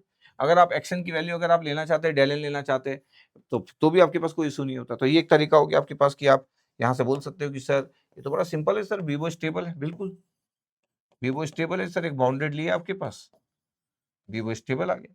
आप ये भी बोल सकते हैं कि सर मैं तो ऐसा भी ले सकता था, yn की वैल्यू, yn की वैल्यू ये 1/3 था, xn -1 xn-2, ये। अब आपके पास अगर एक्शन को आपको बाउंडेड इनपुट लेना है तो आपकी चॉइस है, क्या आप बोल रहे हो कि एक्शन को सर मैं डेल एन ले सकता हूँ, डिस्क्रीट टाइम में आप ऐसा कर सकते हो, तो फिर उस केस में वाई एन की वैल्यू क्या होती है, वाई एन की वैल्यू हो जाती है 1/3। अब डेल एन तो एन इक्वल टू 0 पे आपके पास 1 होता है, del n -1 n equal to 1 पे होता है, del n -2 n equal to आपके पास 2 पे होता है, बस इतना ही तो होता है। ये सब बाउंडेड है क्योंकि इसकी वैल्यू आपके पास बाउंडेड है, ये 0 से 1 की इसकी वैल्यू ही सिर्फ आपके पास 0 या तो 1 है, 0 और 1, 0 और 1, सबकी वैल्यू 0 और 1 ही है। ये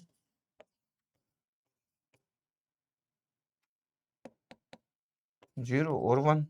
आप इवन यूएन भी ले सकते हैं, आपके पास बाउंड्री इनपुट आपके पास, तो आप डेल ले लिए, आप एक्सएन की वैल्यू आप यूएन ले सकते थे, तो कोई इशू तो भी नहीं होता।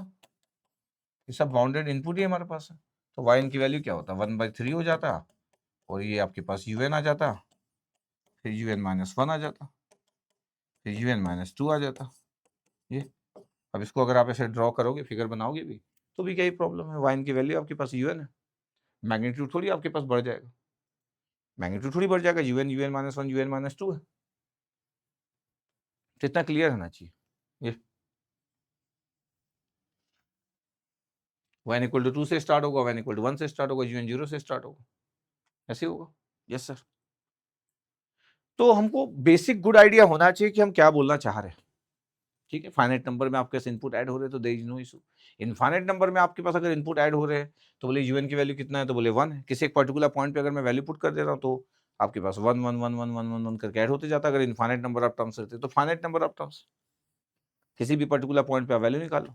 मैं बोलूँगा कि y3 की वैल्यू कितनी होगी, तो n की किसी भी वैल्यू पे पुट कर लो आप, n की कोई भी वैल्यू ले लो, n की वैल्यू माइनस इनफाइनाइट से इनफाइनाइट के बीच की कोई भी वैल्यू ले लो, आपको पता है n इंटीजर वैल्यू है, कोई भी पुट कर लो, 100 पुट कर लो तो भी कितना होगा, 100 पुट करोगे तो 100, ये आपके पास n-1 था तो ये भी एग्जिस्ट करेगा, 1 के आगे चल रहा है तो 1 1 1 1 डिवाइड 1, तो 3/3 तो 1 ही आ जाएगा, तो देयर इज नो इशू।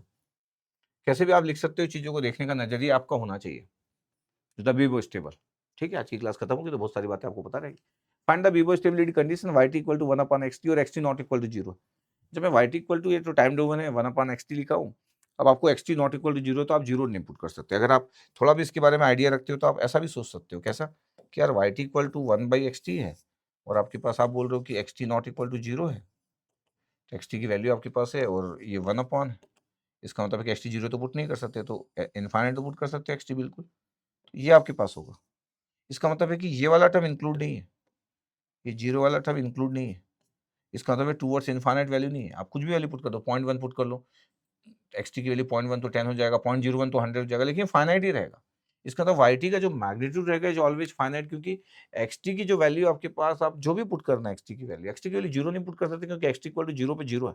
इसका मतलब इस जगह के पॉइंट पे 0 वैल्यू है, यहाँ से यहाँ तक गया और इस जगह पे 0 ही वैल्यू है, इसका मतलब इस जगह पे 0 वैल्यू ही था, तो t इक्वल टू 0 पॉसिबल नहीं है हमारे पास। इसका मतलब क्या हुआ कि अगर मैं ध्यान से देखूं तो ये आपके पास, ये xt की वैल्यू पुट करते जाओ, ये xt की वैल्यू पुट करते जाओ, इनफाइनाइट पुट करोगे 0, माइनस इनफाइनाइट पुट करोगे 0, और 0 पे कितना है, xt 0 पे 0, दिस वन। तो yt की वैल्यू मैग्नीट्यूड कहीं पे भी नहीं है, t equal to from minus infinite to infinite, तो yt की वैल्यू इनफाइनाइट दिख रहा है आपको, नहीं, from minus infinite to infinite, t not equal to 0, 0 include नहीं कर सकते आप ये। तो आपको दिख रहा है कि xt की कोई भी वैल्यू आप ले लो, आप बोलोगे सर मैं xt की वैल्यू अगर सर ut ले लेता हूँ तो, लेकिन आपके पास xt नॉट इक्वल टू 0 आपके पास, तो ut भी अगर आप ले लोगे तो आपको 0 नहीं लेना है, 0 पे xt 0 पे yt 0 है, तो xt 0 पुट नहीं कर सकते, तब तो इनफाइनाइट आने का सवाल ही पैदा नहीं होता है। इसका मतलब है कि अगर ये देखा जा रहा है तो बीबो स्टेबल, क्योंकि इसको कंडीशनल में डाल दिया गया इसलिए बीबो स्टेबल, बीबो स्टेबल है। अगर मैं बोल देता कि सर क्वेश्चन ये नहीं है, क्वेश्चन ये है, अगर मेरे को बोल दिया जाए कि क्वेश्चन ये है भैया yt इक्वल टू 1/xt, बस इतना ही, और yn इक्वल टू 1/xn, बस इतना ही है, ये तब तो कोई बात ही नहीं है। अगर ऐसा आपके पास है तब तो हमको कोई इशू ही नहीं है, क्योंकि फिर इस केस में जब मैं फिगर ड्रॉ करूंगा ना, इस केस में ये आपके पास हाइपरबोला का फिगर बनेगा, और ये xt है और ये yt है, और xt की वैल्यू अगर मैं बोल दे रहा हूँ कि मैं 0 पुट कर रहा हूँ तो टूवर्ड्स इनफाइनाइट होगा, तो टूवर्ड्स आपके पास इनफाइनाइट हो गई, ये टूवर्ड्स इनफाइनाइट, 0 प्लस पे एकदम 0 के बाद में, और ये आपके पास टूवर्ड्स माइनस इनफाइनाइट, ये आपके पास बनेगा। इसका मतलब xt इक्वल टू 0 पे आपके पास 0 प्लस पुट कर लूंगा तो टूवर्ड्स इनफाइनाइट। तो अगर मैं बोल दूं कि xt की वैल्यू अगर 0 प्लस अगर मैं पुट कर दिया, xt की वैल्यू 0 प्लस पुट कर दिया, तो yt की वैल्यू कितना आ जाएगा, इनफाइनाइट। xt की वैल्यू 0 के जस्ट थोड़ी सी पहले की वैल्यू पुट कर दिया, 0 के जस्ट पहले की वैल्यू, तो yt की वैल्यू टूवर्ड्स माइनस इनफाइनाइट, और xt अगर 0 ही एग्जैक्टली पुट कर दे रहा है, एब्सोल्यूट वैल्यू 0, तो yt की वैल्यू इनफाइनाइट दिख ही रहा आपको। ये इसका मतलब ये सिस्टम क्या हो गया सर, तो बीबो स्टेबल नहीं हो रहा है सर, और xt की वैल्यू 0 पुट करना मतलब बाउंडेड इनपुट ही है। xt की वैल्यू तो फाइनाइट वैल्यू पुट कर रही है, द बाउंडेड। ये xt अगर आप 0 पुट कर रहे हो तो बाउंडेड इनपुट है, xt अगर 0 माइनस पुट कर रहे हैं, सब तो फाइनाइट वैल्यू है ना, ये सब तो बाउंडेड इनपुट है। xt की वैल्यू 0 पुट करना, 0 के आसपास की वैल्यू पुट करना बाउंडेड इनपुट है। बट yt की वैल्यू आपके पास इनफाइनाइट आना है, बाउंडेड आउटपुट है क्या? नहीं। माइनस इनफाइनाइट आना है, बाउंडेड आउटपुट है क्या? नहीं। इसमें आप टिक मार लो कि बाउंडेड इनपुट है, टाइम की मतलब इनपुट की वैल्यू के 0 का राउंड होना, और yt की वैल्यू का इनफाइनाइट आना बाउंडेड आउटपुट है क्या? नहीं है। इसका मतलब है कि b1 अनस्टेबल है। तो अगर ये अनकंडीशनल होता तो b1 अनस्टेबल होता, b1 अनस्टेबल होता, क्योंकि 1 अपॉन है ना भैया, 1 अपॉन xt है, तो b1 स्टेबल होना ही था। अच्छा, यहाँ मैं रोक दिया b1 स्टेबल होने से, क्योंकि मैं बोला कि xt 0 नहीं हो सकता, और xt 0 पे 0 है, रोक दिया मैं। जैसे वो nxn इक्वल टू, ये वैसे ही है जैसे yn equal to nxn unstable होता है, हमको पता ही है। बट जैसे मैं बोलूंगा कि n की वैल्यू फाइनाइट है, रेंज फाइनाइट है, 0 से लेकर 10 तक है, तब तो वो b1 स्टेबल हो गया था। इसलिए बहुत जल्दबाजी में देखना नहीं है, आपको बहुत ध्यान से देखना है कि आपके पास लिखा क्या है, कंडीशनल तो नहीं है डेफिनेशन, तो definition is conditional, then always careful. ठीक है। 2019 का एक क्वेश्चन, 2019 के क्वेश्चन में आपके पास ये 2019 का क्वेश्चन अगर आप देख रहे हो तो आपको दिखेगा कि यार ये इंस्ट्रूमेंटेशन का 2019 का क्वेश्चन है, आईआईटी मद्रास का, क्वेश्चन नंबर 55 पे पहुंच गए।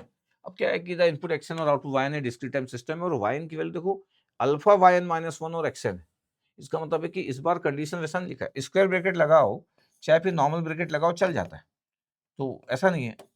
बहुत सारे आईआईटी के प्रोफेसर जो है डिस्क्रीट में ये स्क्वायर ब्रैकेट यूज करते हैं, और कुछ लोग इसको भी नॉर्मल ब्रैकेट लिख लेते, तो ऐसा कोई इशू नहीं आता कि मैं नॉर्मल ब्रैकेट नहीं लिख सकता, बिल्कुल लिख सकता हूँ। ये किसी टीचर पे, किसी प्रोफेसर पे डिपेंड करता है। अच्छा, इस वाले सिस्टम में अगर मेरे को बताना है कि अल्फा की क्या वैल्यू है कि सिस्टम बाउंडेड बी वो स्टेबल, अब क्या होता है कि आप ऐसे निकालने जाओगे और बोलोगे कि एक्शन बाउंडेड ले रहा हूँ, लेकिन वाई एन और वाई एन -1 है, वाई एन और वाई एन -1 है, तो फिर अल्फा की क्या वैल्यू लोगे आपके पास? ऐसा करके आपके पास डिस्कशन चालू हो जाता है कि फिर वैल्यू आपके पास क्या लोगे, अल्फा की वैल्यू, जिससे कि बी वो स्टेबल रहे। ठीक है, वाई एन की वैल्यू अल्फा वाई -n-1, क्योंकि एक्शन अगर बाउंडेड लोगे तो आपको आउटपुट बाउंडेड आना चाहिए। तो पता है आपके पास जब भी डिफरेंस इक्वेशन लिखा हो, मतलब डिफरेंस इक्वेशन लिखा हुआ है और ये आपके पास सिस्टम जो हो कि आउटपुट जो हो रहा है प्रीवियस आउटपुट पे डिपेंड कर रहा है, आउटपुट जो दिख रहा है प्रीवियस आउटपुट पे डिपेंड कर रहा है, ये प्रीवियस आउटपुट पे डिपेंड कर रहा है, ये प्रीवियस आउटपुट पे डिपेंड कर रहा है, दिख रहा है आपको? यस सर, प्रीवियस आउटपुट पे डिपेंड कर रहा है, वाई एन इक्वल टू। तो जब आप पूरा का पूरा सिग्नल सिस्टम पढ़ लोगे तो ऐसी वाली चीज़ों को बड़े आराम से हम डील भी कर सकते हैं। किस तरीके से डील कर सकते हैं कि अगर मैं इसको बोलता, ध्यान देना भी आपके पास, क्योंकि हर चीज़ तो अभी आप नहीं जानते हो। अगर मैं इसको बोलता कि मेरे पास वाई एन है, अल्फा वाई एन -1 है, और अगर मेरे को अभी नॉर्मल वीवो स्टेबिलिटी की बात करना है तो थोड़ा थॉट प्रोसेस उतना आसान नहीं होगा कि एक्शन में बाउंडेड बोलूँ फिर वाई एन बाउंडेड देखूँ, जबकि वाई एन के साथ वाई एन -1, वाई एन के साथ वाई -1, वाई मतलब ये। अगर मैं बोलूँ कि वाई एन की मैक्सिमम वैल्यू अगर आपके पास है बी वाई, तो फिर इसको भी बी वाई ले लूँ, और फिर मैं बोलूँ कि बी वाई के साथ 1 माइनस अल्फा ले लूँ, ये।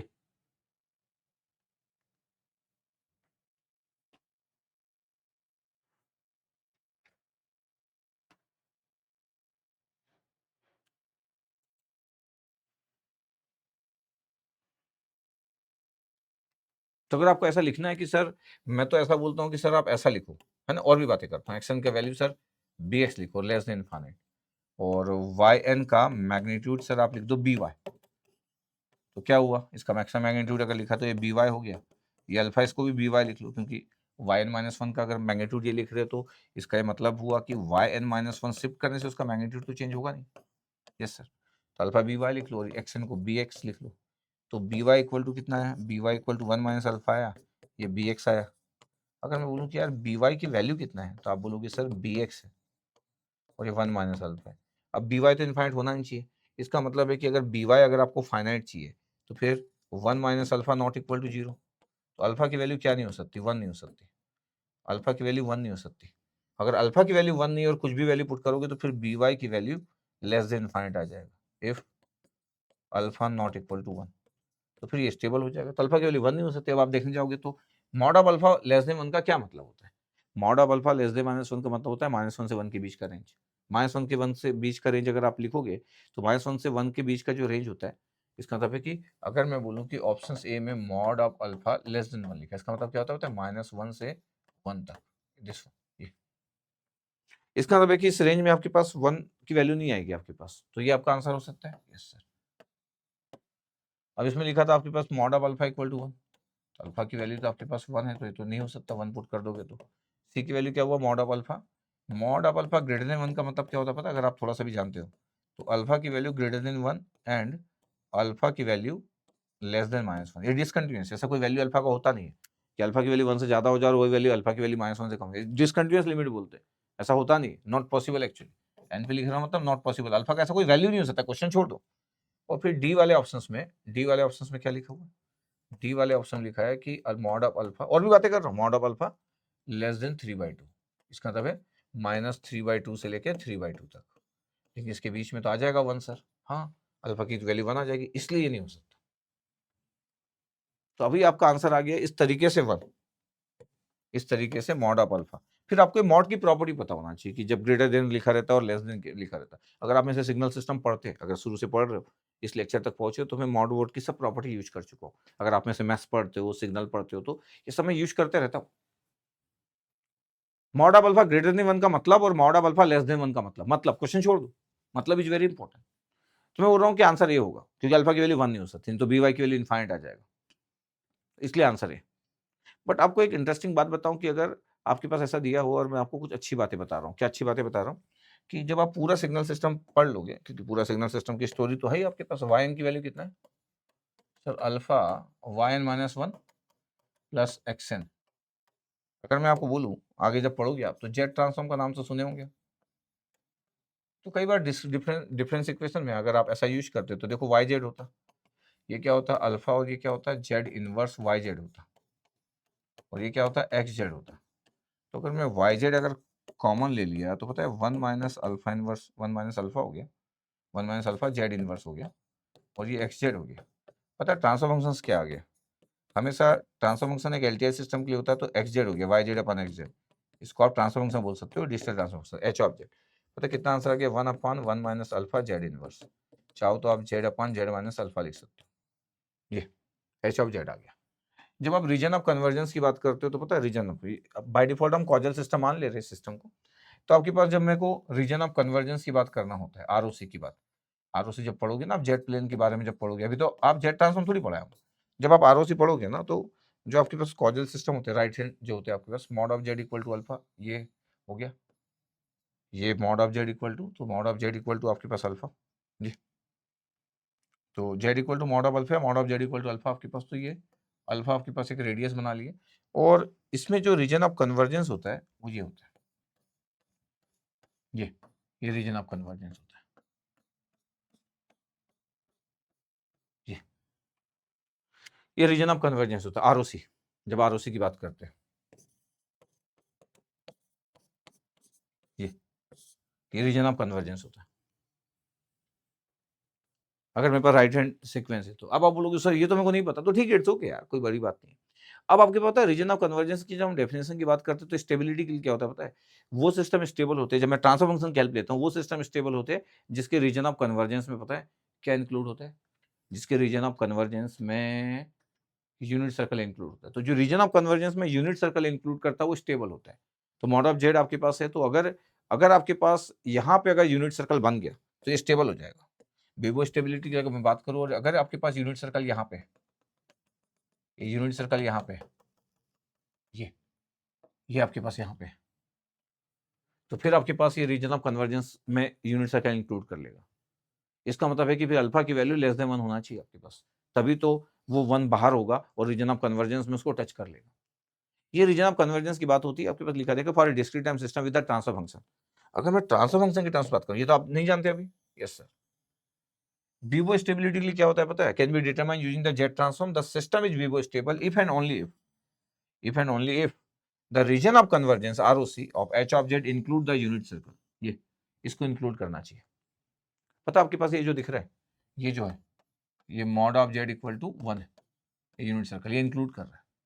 अच्छा, ये इंक्लूड अगर कर रहा है तब ये स्टेबल होगा, विवो स्टेबल होगा, बट ये इसके लिए क्या जरूरी है, अल्फा की वैल्यू क्या होना चाहिए, ये जो सर्कल होना चाहिए, ये अल्फा की वैल्यू ये 1 से कम होना चाहिए, तभी तो ये 1 ज्यादा वाला बाहर होगा। अगर ये 1 से ज्यादा हो गया तो फिर ये 1 जो रेडियस 1 होगा आपके पास यूनिट सर्कल, वो अंदर होगा और वो कभी इंक्लूड नहीं कर पाएगा। बहुत सारा रीजन ऑफ कन्वर्जेंस एक बहुत बड़ा टॉपिक होता है जब हम डिस्क्रीट टाइम सिस्टम पढ़ते हैं, बहुत बड़ा टॉपिक, मजेदार। जब लाप्लास पढ़ते तब भी रीजन ऑफ कन्वर्जेंस सबसे डोमिनेटिंग रोल प्ले करता है, और जब आप जेट ट्रांसफॉर्म पढ़ते हैं सबसे डोमिनेटिंग रोल प्ले करता है, और दोनों ही जगह रीजन ऑफ कन्वर्जेंस में स्टेबिलिटी के लिए यूज करता हूँ। तो स्टेबिलिटी एक अपने आप में एक मतलब समझ रहे हैं, मतलब बिग टॉपिक है पूरे सिग्नल सिस्टम का, मोस्ट इंपॉर्टेंट और सबसे कंसेप्चुअल, बिगेस्ट कंसेप्चुअल टॉपिक, और इससे एंटरटेनिंग और इंटरेस्टिंग कुछ नहीं हो सकता है।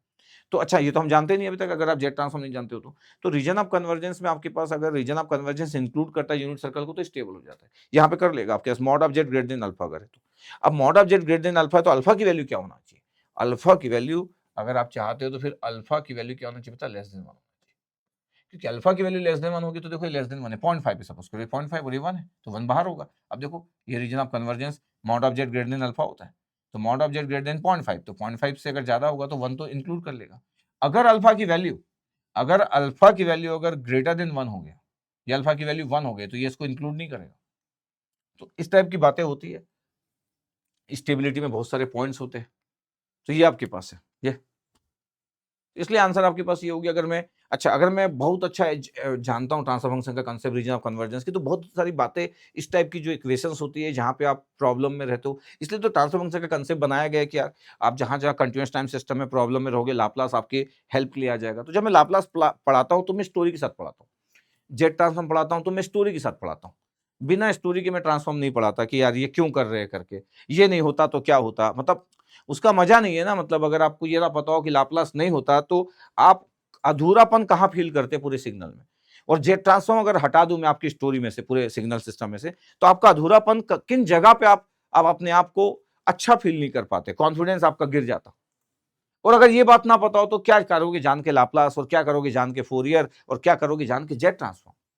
ठीक है, बट अभी तो हम इस तरीके से थे, तो जब मेरे को इस तरीके से बात करना है, क्योंकि अभी तो हम पढ़े नहीं है रीजन ऑफ कन्वर्जेंस और डिजिटल ट्रांसफर फंक्शन, तो फिर मैं बोला कि यार ये थोड़ा सा डिफरेंट टाइप का कंसेप्ट हो गया, क्योंकि वाई और वाई-1 पे डिपेंड कर रहा है, प्रीवियस आउट पे डिपेंड कर रहा है, तो फिर इस तरीके से लिखा ये। फिर मेरे को इस तरीके से बात करना पड़ा, फिर क्वेश्चन पूरी तरीके से मॉडुलस पे डिपेंड था कि mod of alpha less than 1 का क्या मतलब है। अब आप बोलोगे सर मेरे को तो इसका मतलब नहीं पता।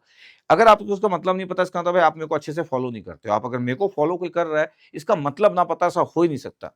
चाहे मेरे को सिग्नल में फॉलो कर रहे हो, चाहे मेरे को मैथ्स में फॉलो कर रहे हो, चाहे मेरे को कंट्रोल सिस्टम में फॉलो कर रहे हो, हर जगह मैं मॉड फंक्शन यूज करता ही हूं। ठीक है, ओके। तो अभी आंसर क्या हो गया? बोले सर आंसर ए हो गया। गुड क्वेश्चन, 2019 का क्वेश्चन था, गुड क्वेश्चन,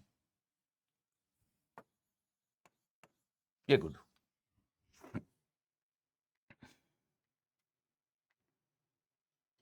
अब आपके पास ये ईएससी 2011 का क्वेश्चन है, ईएससी 2011 का क्वेश्चन, और हम पहुंच चुके हैं क्वेश्चन नंबर 56 में। एक discrete time system engineering services का क्वेश्चन है। बोला कि वाई एम इक्वल टू जे की वैल्यू माइनस इनफाइनाइट से एम तक है, और x of J the system is. अगर आप ध्यान से देखोगे तो कुछ स्पेशल दिखेगा नहीं, क्यों? क्योंकि मैं एम को तो के ले सकता हूँ, ये मतलब वाई एम नहीं, एम को के नहीं, मतलब जे को के एम ले सकता हूँ, ये ऐसे ले लेता हूँ मैं, आपको वैसा कर देता हूँ। ये जे की वैल्यू माइनस इनफाइनाइट है, जे को मैं के ले लिया और एम को मैं एन ले लिया। ऐसे ही कोई भी आप चेंज कर सकते हैं। तो वाई एन की वैल्यू कितना हो रहा है सर? वाई एन की वैल्यू हो रहा है समेशन के की value minus infinite to n और एक्स ऑफ के। सर ये देखो सर, ये तो स्टैंडर्ड एक्यूमुलेटर हो गया बिल्कुल। ये जो क्वेश्चन गिवन था ये एक स्टैंडर्ड एक्यूमुलेटर ही था, ये एक स्टैंडर्ड एक्यूमुलेटर ही था, ये स्टैंडर्ड एक्यूमुलेटर सिस्टम ही था। और स्टैंडर्ड एक्यूमुलेटर सिस्टम की जब हम बात करते हैं तो इसमें नंबर ऑफ सैंपल्स कितने हैं? Infinite number of samples. अगर मेरे पास नंबर ऑफ सैंपल इनफाइनाइट है, नंबर ऑफ सैंपल जो है, नंबर ऑफ सैंपल्स इनफाइनाइट है, तो अगर मैं यूएन भी लूंगा, नंबर ऑफ सैंपल्स इनफाइनाइट है।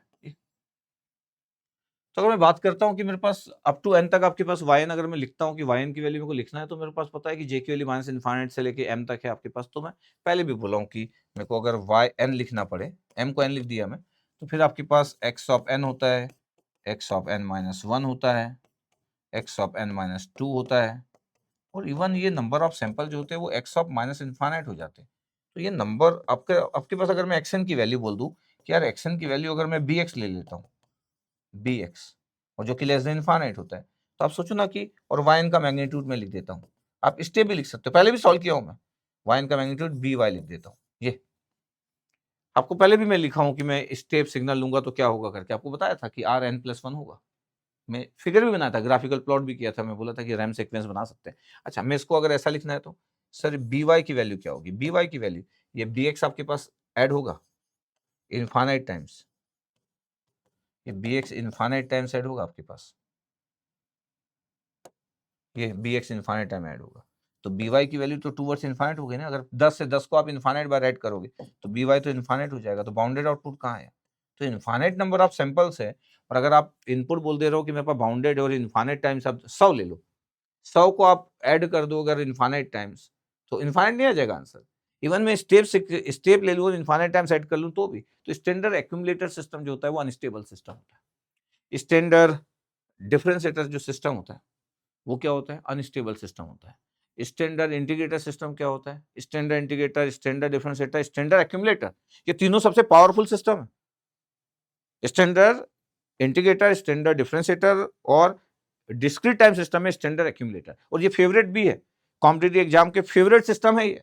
कब कौन कहां पूछ ले वी डोंट नो, लेकिन अगर ये हमारा फ्रेंड है, standard integrator system, standard differentiator circuit, standard accumulator, अगर ये हमारा फ्रेंड है तो फिर हमारे फ्रेंड के बारे में कोई मॉडिफाई करके अगर कुछ डेटा क्रिएट भी करता है तो I think we have no issue, हम आराम से हैंडल कर सकते हैं अगर ये हमारे फ्रेंड है। अगर ये हमारे फ्रेंड नहीं है, थोड़ी सी जानकारी इनके बारे में है, तो कोई हमको घुमाएगा तो हम घूम जाएंगे। क्यों घूम जाएंगे? जब हम इनके बारे में इतना आइडिया रखते ही नहीं है लाइक फ्रेंड, तो फिर तो हम इनको उतना ही यूज कर पाएंगे जितना कोई यूज करने देगा। जिस दिन कोई चाहेगा उस दिन यूज नहीं कर पाएंगे। तो ये फ्रेंड टाइप होना चाहिए आपके पास।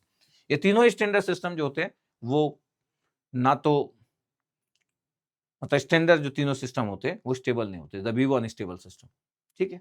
अच्छा, लीनियर सिस्टम तो होते ही, आपको पता है कि स्टैंडर्ड इंटीग्रेटर, स्टैंडर्ड डिफरेंशिएटर सब लीनियर सिस्टम होते हैं। तो अगर मैं बात करूं तो सब लीनियर सिस्टम है, ऊपर से सब अनस्टेबल, तो लीनियर और अनस्टेबल, यस सर, तो लीनियर और अनस्टेबल, ये ए आंसर।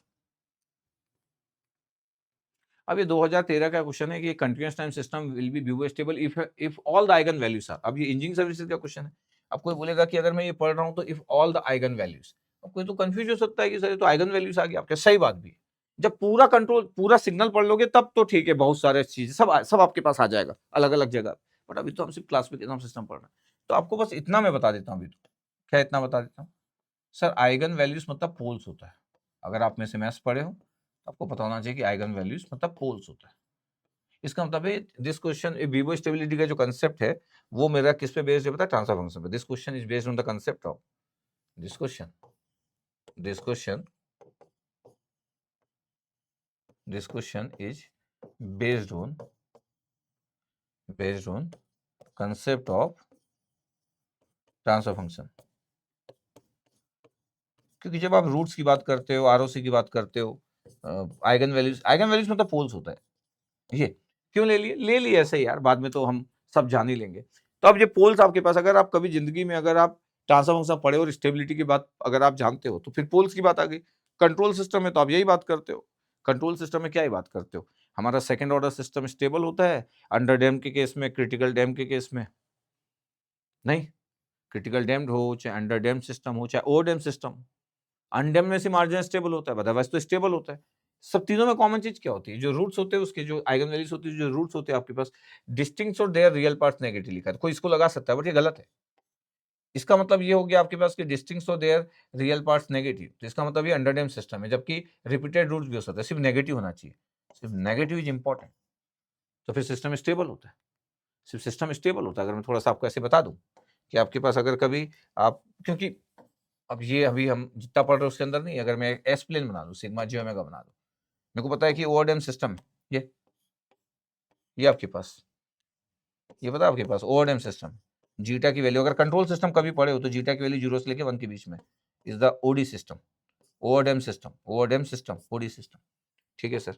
मतलब कोई ये बोल सकता है सर मैं तो सर कुछ नहीं जानता हूं, मैं तो सिग्नल पढ़ रहा हूँ जिंदगी में पहली बार। तो ठीक है, कुछ बातें मैं एक्स्ट्रा बातें बताता हूँ, तो वो बातें एक दिन आपके काम आएगी, एक दिन काम आएगी, उसके लिए आप परेशान नहीं हो सकते।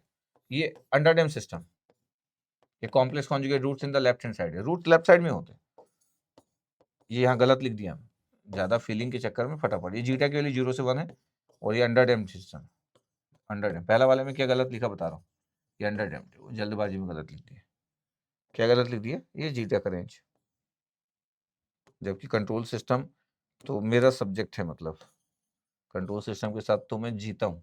ये ओवरडैम सिस्टम है, जीटा की वैल्यू ग्रेटर देन 1 होता है। ये अंडरडैम सिस्टम है, जीटा की वैल्यू 0 से 1 के बीच में। अगर मैं एक और सिस्टम ऐसे बना दूँ आपके लिए, जस्ट आपको क्लियर है कि यार ये होता है आपके पास एस प्लेन है, सिग्मा जी ओमेगा, और ये आइगन वैल्यूज है सब आपके पास, और एक और आइगन वैल्यूज होती है आपके पास। वैल्यूज नहीं लिख रहा हूँ तो कंफ्यूज हो जाएंगे। ये आपके पास रिपीटेड पोल्स है, ये रिपीटेड पोल्स है। रिपीटेड पोल्स मतलब रिपीटेड आइगन वैल्यूज है, रिपीटेड आइगन वैल्यूज। पता है जीटा की वैल्यू कितना होता है? जीटा की वैल्यू 1 होता है। जीटा की वैल्यू 1 होता है, इसको बोलते हैं critical time system, CD, critical time system. All are the stable system, ये सब स्टेबल सिस्टम, क्योंकि रूट सब लेफ्ट हैंड साइड में। तो आप ये नहीं बोल सकते कि डिस्टिंक्ट और देयर रियल पार्ट।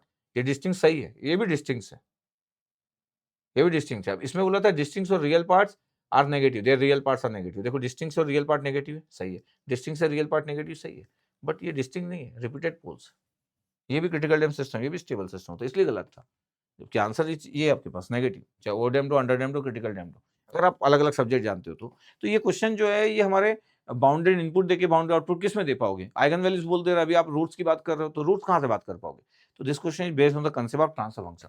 जब आप सब चीज पढ़ लोगे, पूरी दुनियादारी का नॉलेज हो जाएगा। मजा कभी पता है आपके पास, किसी क्वेश्चन को देखे और आप कंट्रोल सिस्टम में जंप मार लिए। कब? जब आपको बहुत सारे सब्जेक्ट आते हैं, जब आपको 4 सब्जेक्ट आते हैं, 5 सब्जेक्ट आते हैं, तब आपका कॉन्फिडेंस लेवल बहुत अच्छा होना चाहिए। इसलिए जब गेट की प्रिपरेशन आपकी होती है, तो आपको अगर 8-10 सब्जेक्ट का कॉम्बिनेशन है, आप एक कॉम्पैक्ट पैक में हो और आपसे कोई पूछ रहा हो और आप जैसे स्विच करना जानते हो, स्विच स्विच, तो आपका कॉन्फिडेंस लेवल बहुत अच्छा रहेगा। नहीं तो ये क्वेश्चन आप बोल सकते हो कि बाउंडेड इनपुट सर कहाँ पुट करें? पुट ही नहीं करना है, रूट्स पे बेस है, ट्रांसफर फंक्शन पे बेस है। ऐसे ले लिया मैं, क्वेश्चन मेरे को दिखा ईएससी का तो ले लिया, कि कोई बड़ी बात थोड़ी है। अब जैसे find the Vivo stability condition for the following system लिखा है। ये फॉलोइंग सिस्टम लिखा है कि यू ऑफ एक्स टी। अब आपको जैसे दिख रहा है u of x t, rect of x t, triangular x of t, signum of x t. अगर मैं u of x of t की बात करूं तो आपको एक चीज तो पता है, क्या पता है? कि सर जो यूटी होता है, यूटी की जो वैल्यू होती है 0 से 1 के बीच में होती है। Yes sir. और अगर मैं एक्स टी की वैल्यू अगर बाउंडेड इनपुट ले रहा हूँ, तो एक्स टी की वैल्यू अगर मैं बाउंडेड इनपुट ले लूँ, कुछ भी ले लूँ, बाउंडेड इनपुट ले लूँ, कोई भी फाइनाइट वैल्यू ले लूँ, या मैं ऐसा भी बोल सकता हूँ कि एक्स टी का सर मैं मैग्नीट्यूड सर बी एक्स लिख लूँ क्या? हाँ बी एक्स लिख लो आप, कोई भी फाइनाइट वैल्यू आप ले लो। तो यू के साथ जब भी आप कोई फाइनाइट वैल्यू पुट करोगे तो स्टेप सिग्नल तो हमेशा फाइनाइट वैल्यू देगा, क्योंकि जब आप स्टेप सिग्नल्स की बात करते हो तो आपको पता है कि यार ये यूटी के साथ जब मैं बात करता हूँ, अभी टाइम के अकॉर्डिंग अब इसकी जगह एक्सटी पुट करोगे थोड़ी कोई प्रॉब्लम हो जाएगी। तो आपको पता है कि ये आपके पास 0 और 1 के बीच की वैल्यू होती है इसके पास में। ये अब कुछ भी दे दो आप, टी की जगह अब ये टाइम है, अब इसी की जगह फाइनाइट वैल्यू दे दोगे तो थोड़ी कोई प्रॉब्लम हो जाएगी। ये यूटी है। अगर मैं बोल दूं कि सर आप इसको क्या ऐसा लिख सकते हो क्या? इसको बोलते कंसेप्ट की, जब मैं बोलता हूँ कि एक्स टी लिख रहा हूँ सर मैं, लिख दो भाई। सर इसको यू ऑफ एक्स टी लिख रहा हूँ सर, लिख दो। अब जैसे टी ग्रेटर देन जीरो है, यहाँ पे टी ग्रेटर देन जीरो है और ये टी लेस देन जीरो है, ये स्टेप सिग्नल बना हुआ है। तो अगर आपको लगता है कि सर मैं इसको ऐसा बनाऊँ क्या, सर ये 1 लिख रहा हूँ सर मैं, तो अब टी थोड़ी लिखोगे यार, ये x T greater than zero actually. Sir ये तो जीरो है सर, ये वाला वैल्यू। हाँ तो ये क्या है सर, ये x T less than zero है। तो आप एक्स टी का कोई भी वैल्यूज दे दो आपके पास, ये तो बीबो स्टेबल ही रहेगा, बिल्कुल बीबो स्टेबल ही रहेगा। इसका मतलब वाई टी तो हमेशा आपके पास वाई टी की वैल्यू 0 से 1 के बीच में रहने वाला। अगर यू टी की वैल्यू एक्स टी कुछ भी दे दो तो आपको दिख रहा है कि यार ये तो वाई टी, ये तो वाई टी है। और अगर वाई टी की वैल्यू 0 से 1 के बीच में है तो ये तो हमेशा बीबो स्टेबल होगा, बिल्कुल कोई बात ही नहीं है। ये तो बीबो स्टेबल है। Yes, bounded input bounded output है। अच्छा अब रेक्टेंगुलर फंक्शन है। रेक्टी का अगर आपको थोड़ा सा भी अगर आइडिया हो कि रेक्टी का फिगर कभी बनाया हो, तो रेक्टी का फिगर क्या होता था आपके पास, सिग्नल सिस्टम अगर आप पढ़े हो, रेक्टी अपॉन टाउ लिखते थे। रेक्टी अपॉन टाउ क्या होता था? रेक्टी अपॉन टाउ का जो फिगर होता है आपके पास वो ये होता है, क्या, माइनस टाउ बाई टू सी टाउ बाई टू, बाउंडेड होता है बिटवीन ये माइनस टाउ बाई टू सी टाउ बाई टू, ये और ये मैग्नीट्यूड इज 1। ये रेक्टी का है। अगर मैं रेक्ट टी बोल दूं, सिर्फ रेक्ट टी बोल दूं, तो डोंट वरी फॉर दैट। अगर मैं सिर्फ रेक्ट टी बोल दूं, इसका मतलब है कि टाउ की वैल्यू आपके पास जो है, विड्थ जो है 1 है। तो मैं अगर रेक्ट टी बोल दूं, सिर्फ रेक्ट टी बोल दूं, इतना बेहतरीन सिग्नल होना चाहिए। मेरे को लगता है कि मेरे स्टूडेंट का इतना अच्छा सिग्नल होना चाहिए कि ये इतनी सब बातें करूं तो उसको ये सब बड़ी बातें ना लगे, उसको लगे सर रेक्ट टी है सर, विड्थ इज 1 है, -1/2 से 1/2 के बीच में वेरी कर रहा है, और ये 1 है सर, ये देखो। अब रेक्ट टी का फिगर बना हुआ आपके पास, टी की वैल्यू -1/2 से 1/2 के बीच में। अब एक्स टी की वैल्यू अगर आपके पास है तो -1/2 से 1/2 के बीच में, बाकी समय जीरो होगी, तो फाइनाइट वैल्यू होगी। इसका मतलब रेक्ट टी की वैल्यू 0 या 1 है। रेक्ट टी बाई टाउ की वैल्यू 0 और 1 है, तो ध्यान से देखो कि इसकी वैल्यू कितना है, वैल्यू देखो ध्यान से, आपको तो वैल्यू देखना है ना कि मेरा जो इनपुट है, अगर मैं सिर्फ रेक्ट की बात करूं कि रेक्ट टी अपॉन टाउ की वैल्यू क्या होगी, बोले 0 से 1 के बीच में होती है। चाहे आप रेक्ट टी को बोलो कि किसकी वैल्यू होगी, विड्थ आपके पास चेंज हो रहा है, लेकिन विड्थ से क्या करना आपको, 0 से 1 के बीच में। अब आप सेम चीज को अगर मैं टी की जगह एक्सटी पुट कर दूं तो थोड़ी कोई इशू आना चाहिए। अगर मैं किसी को बोल दूं कि सर आप बताओ मैं रेक्ट ऐसा लिख दूं, एक्सटी लिख दूं इस एक्सिस में, तो मैं बोलूंगा कुछ नहीं होता भैया, रेक्ट एक्सटी लिख दिया, टी की जगह एक्सटी लिख दिया, तो टाउ तो अभी भी 1 है, तो -1/2 से 1/2 अभी भी होगा। ये एक्सटी की वैल्यू -1/2 से 1/2 अगर आप कर रहे हो, ये -1/2 से 1/2, तो अभी भी आपके पास इसकी जो वैल्यू इज द बाउंडेड है, और ये yt है। तो अगर मैं yt की बात करूं तो yt की वैल्यू तो 0 से लेके 1 के बीच में ही अभी भी। तो ऐसी छोटी छोटी बातों से कोई परेशान नहीं होना चाहिए कि यार मैं कैसे करूं करके, ये बाउंडेड आउटपुट ही आएगा फॉर एनी बाउंडेड इनपुट। तो अगर xt अगर मैं बाउंडेड ले रहा हूँ, xt अगर बाउंडेड इनपुट ले रहा हूँ, तो अगर मैं इसको रेक्ट के साथ अप्लाई कर रहा हूँ द बाउंडेड आउटपुट, सिर्फ आंसर देने से नहीं होता कि मैं आंसर दे दूं, मेरे को बातें करते आना चाहिए। कोई मेरे को बोले कि यार आप ना आंसर मत दो, आधे घंटे तक बोलो, जो बोलना है सच सच बोलो, लेकिन बोलो, फिर क्या बोल पाओगे आप यहाँ, विवो स्टेबल है। अब जैसे ट्रायंगुलर एक्स ऑफ टी है, तो ट्रायंगुलर एक्स ऑफ टी है, तो फिर आपको सब कुछ जानना चाहिए कि सर मैं तो ट्रायंगुलर टी अपॉन टाउ जानता हूँ सर। अच्छा, क्या जानते हो उसके बारे में? सर बहुत कुछ जानता हूँ। बहुत कुछ मतलब ए लिखते थे तो ए लिखते हैं, अभी ए नहीं लिखा तो 1 लिखा है सर, माइनस टाउ से टाउ सर, इसका विड्थ जो है वो 2 टाउ है जब आप टी अपॉन टाउ लिखते हो तो। यस सर, अभी तो 0 से 1 के बीच में triangular T by 2। Yes sir, अगर मैं इसको सिर्फ ट्रायंगुलर टी लिख दूँ तो लिख सकते हैं सर। अगर सिर्फ मैं ट्रायंगुलर टी लिख दूं तो क्या होगा, टाउ की वैल्यू सर आपके पास 1 है, तो ये जा रहा है सर -1 से 1 के बीच में, -1 से 1 के बीच में। ये इससे कुछ फर्क नहीं पड़ रहा है, क्यों? क्योंकि जब आप इसकी बात कर रहे हो तो ये 0 से 1 के बीच में ही है ट्रायंगुलर टी बाई 2, क्योंकि ये सब सिग्नल जो होते हैं इसमें एक्स एक्सिस बहुत इंपॉर्टेंट होता है, मतलब मैग्नीट्यूड का कोई इशू ही नहीं है। अगर ए लिखा होता तो ए दिखता, अपना 1 है तो 1 है, मैग्नीट्यूड का इशू ही नहीं। तो ट्रायंगुलर का जो रेंज है 0 से 1 के बीच में है। अब आप बोल रहे हो कि एक्सटी अगर मेरे पास बाउंडेड है, आपको लग रहा होगा कि सर ये तो सर ऐसी बात कर लेते सर, ऐसी बात नहीं करना है, मेरे को बार बार रिवीजन करना है पुरानी चीजों का। पता चला मैं ये लिख ही नहीं पा रहा हूँ और मैं सोच रहा हूँ कि सर मैं विवो स्टेबिलिटी सीख गया। क्या करोगे विवो स्टेबिलिटी अगर आप ये बेसिक बातें भी नहीं जानते हो जो पहले चैप्टर की है। तो ट्रायंगुलर एक्स ऑफ टी का अगर मैं फिगर ड्रॉ कर रहा हूँ कि sir triangular x of T का फिगर अगर मैं ड्रॉ कर रहा हूँ तो सर ड्रॉ करते आना चाहिए ना कि ये एक्स टी है और ये ट्रायंगुलर आपके पास एक्स टी है। तो ट्रायंगुलर एक्सटी अगर मैं लिख रहा हूँ तो टाउ की वैल्यू तो आपके पास 1 हो गया ना, इसका तो ये जाएगा कहाँ से कहाँ तक, ये -1 से 1 तक ही जाएगा, ठीक है, और ये 1 ही है। इसका मतलब है ट्रायंगुलर एक्सटी अगर yt है, ये था क्वेश्चन हमारा, तो ये भी आपके पास 0 से 1 है। आप एक्स में मत देखो कि आप ये मत देखो कि विड्थ में क्या हो रहा है, तो बाउंडेड आउटपुट ही है आपके पास। अब ये सिग्नम ऑफ एक्सटी है, तो मैं हमेशा बोलता हूँ कि सिग्नम ऑफ एक्सटी, आप तो सिग्नम टी को जानते हो। यस सर, तो सिग्नम टी को जानते हैं, तो क्या फर्क पड़ता है, ये सिग्नम टी को जानते हो आप? यस सर, क्या होता है सिग्नम टी? ऑड सिग्नल होता है सर, मतलब सर 1 होता है सर टी ग्रेटर देन 0 और ये -1 होता है सर, ये -1 होता है फॉर टी लेस देन 0, ये होता है सिग्नम टी। तो सिग्नम टी के पास मेरे पास रेंज -1 से 1 के बीच में ही है, सिग्नम टी की जो वैल्यू है -1 से 1 के बीच में ही है, ये सिग्नम टी दिख रहा है आपके पास। ये जैसे आपका वो होता है क्या, साइनोसोडल होता है, तो इतना तो आपके पास पता ही है। तो सिग्नम टी का आपके स्पीकर ये बना हुआ है। अगर आप बोलोगे कि मैं एक्सटी बाउंडेड ले रहा हूँ, मॉड डाल दोगे, bx लिख लोगे, एक्सटी बाउंडेड इनपुट ले रहा हूँ, तो कुछ भी ले लो ना, बाउंडेड इनपुट यानी फाइनाइट वैल्यू। तो अगर आप सिग्नम टी का अगर फिगर ड्रॉ करना चाहते हो, सिग्नम ऑफ एक्सटी का फिगर, तो पता कैसे बनेगा, ये एक्सटी है, जो टी है वो एक्सटी बन गया, सिग्नम ऑफ एक्सटी, इसका मतलब है वाई टी है। तो एक्सटी ग्रेटर देन 0 पे आपके पास मतलब डेफिनेशन का आपको आइडिया हो कि ये 1 अभी भी होगा, बट टी नहीं है वो, एक्सटी ग्रेटर देन 0 पे, पूरा एक्सटी ग्रेटर देन 0 पे, और ये -1 है व्हेन एक्सटी लेस देन 0। ये इसमें सिग्नम एक्सटी का जो रेंज है वो भी -1 से 1 के बीच में है, तो वाई टी का रेंज कितना हुआ, -1 से 1 के बीच में। ये द बाउंडेड आउटपुट। इन सब में क्या इंपॉर्टेंट चीज था, इन सब में इंपॉर्टेंट चीज ये था कि चारों के चारों क्वेश्चन में जो बेसिक डेफिनेशन है वो तो बाउंडेड है ना, सबके सब में बेसिक डेफिनेशन जो है, इस सब में बेसिक डेफिनेशन वाइज अगर मैं बात करूं तो बेसिक डेफिनेशन वाइज जो यू था, यू ऑफ टी था, वो 0 से 1 के बीच में था। ये आपके पास रेक्टेंगुलर जो था वो भी 0 से 1 के बीच में था। अगर ए लिखूंगा, ए रेक्टेंगुलर लिखूंगा, तब आपके पास होगा, रेक्ट ही लिख देता हूँ, तो 0 से 1 के बीच में है ये। अगर मैं ट्रेंगुलर लिखूंगा तो वो भी 0 से 1 के बीच में है ये। तो अगर आपको ये बेसिक आइडिया है, ये सिग्नम टी लिखूंगा तो -1 से 1 के बीच में रहेगा ये। तो अब इस टी की जगह अगर आपके पास एक्स टी आ गया तो कोई प्रॉब्लम थोड़ी है। इसका मतलब ये सब के सब वीवो स्टेबल है, ये सब के सब वीवो स्टेबल है, इनका वैल्यू आपके पास चेंज ही नहीं होगा, तो सब के सब क्या है, वीवो स्टेबल है। ओके सर, ठीक।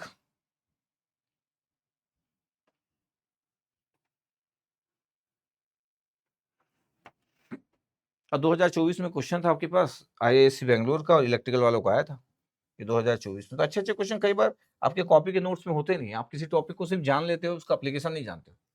आपको मैं बोलूँ कि लीनियर क्या होता है, आपको डेफिनेशन पता चल गई। आपको बोलूँ स्टेबल क्या होता है, डेफिनेशन, इससे कुछ नहीं होता है।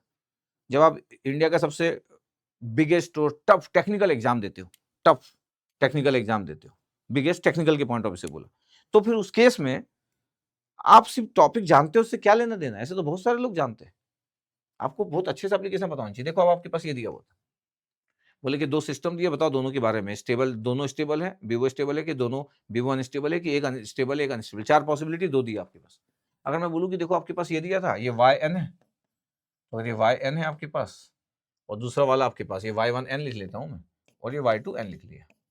ध्यान से अगर मैं देखूँ कि क्या दिया आपके पास, ऊपर वाले में ध्यान से अगर मैं देख रहा हूँ, इसको अगर मैं सीन कर रहा हूँ तो मेरे को दिख जा रहा है सीन होने के बाद कि क्या लिखा हुआ है करके।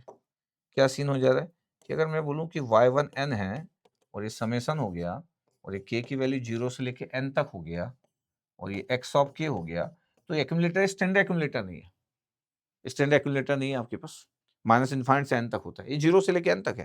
तो अगर मैं वैल्यू लिखना चाहूँ तो क्या होगा, वैल्यू लिखना चाहूँ तो आपके पास xn होगा, xn -1 होगा, xn -2 होगा, और लास्ट वैल्यू आपके पास कितनी होगी, x ऑफ 0 हो जाएगी, दिस वैल्यू। और यही आपके पास लिखा हुआ था।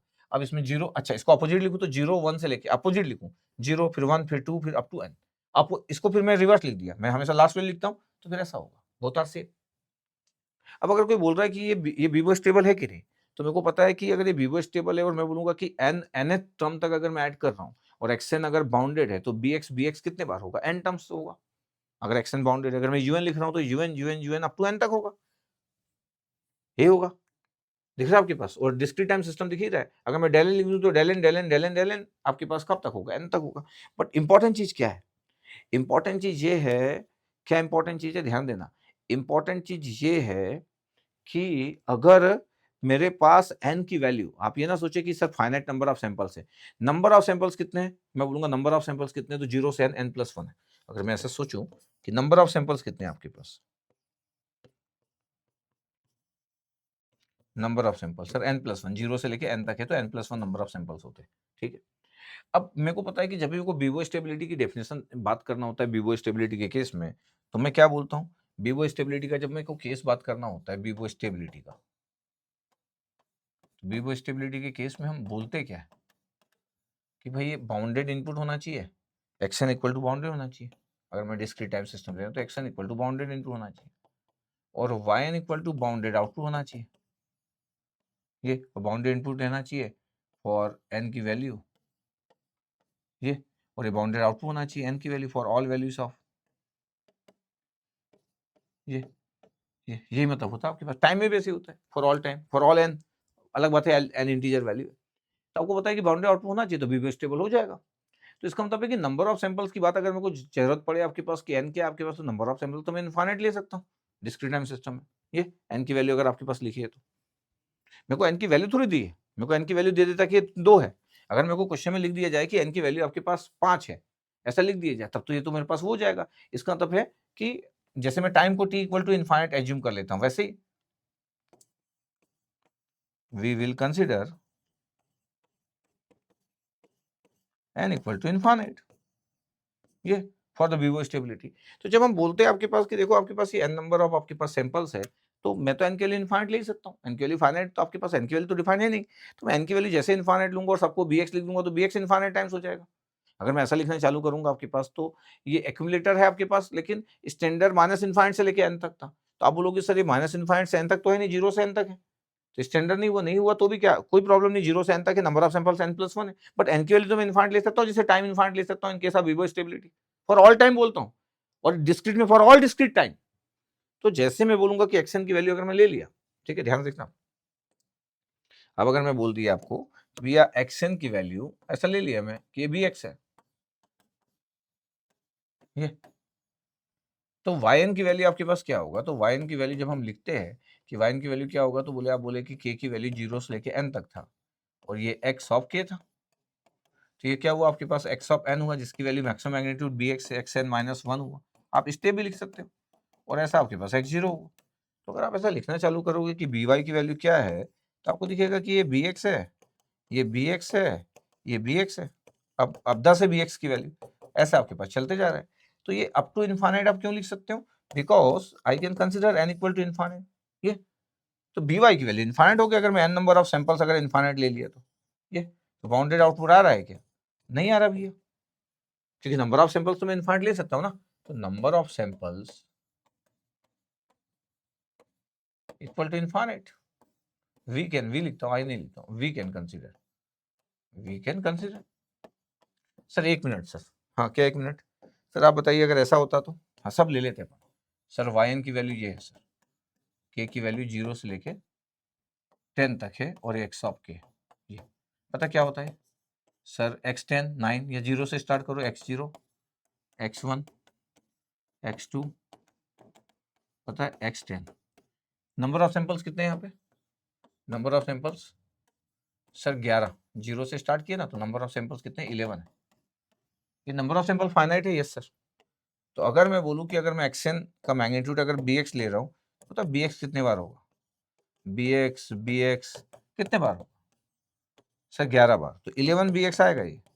अगर 10 सैंपल से मेरे पास 11 सैंपल से, तो कितना आंसर हुआ सर, ये आ गया आपके पास सर, ये फाइनाइट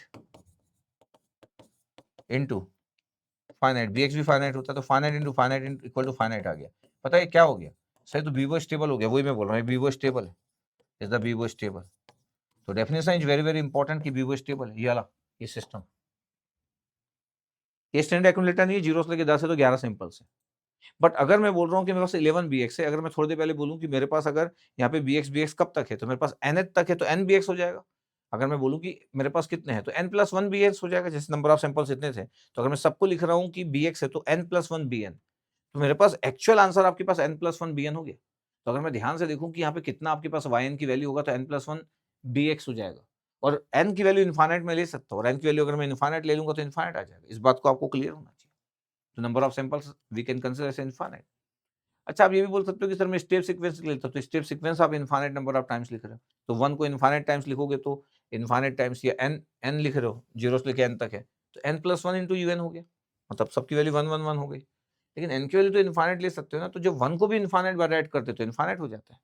तो ऑलवेज रिमेंबर, इसका मतलब ये हुआ कि ये जो था, ये हमारा जो क्वेश्चन था, ये आपके पास था number of samples n plus 1, और n की वैल्यू में इनफाइनाइट ले सकता हूँ।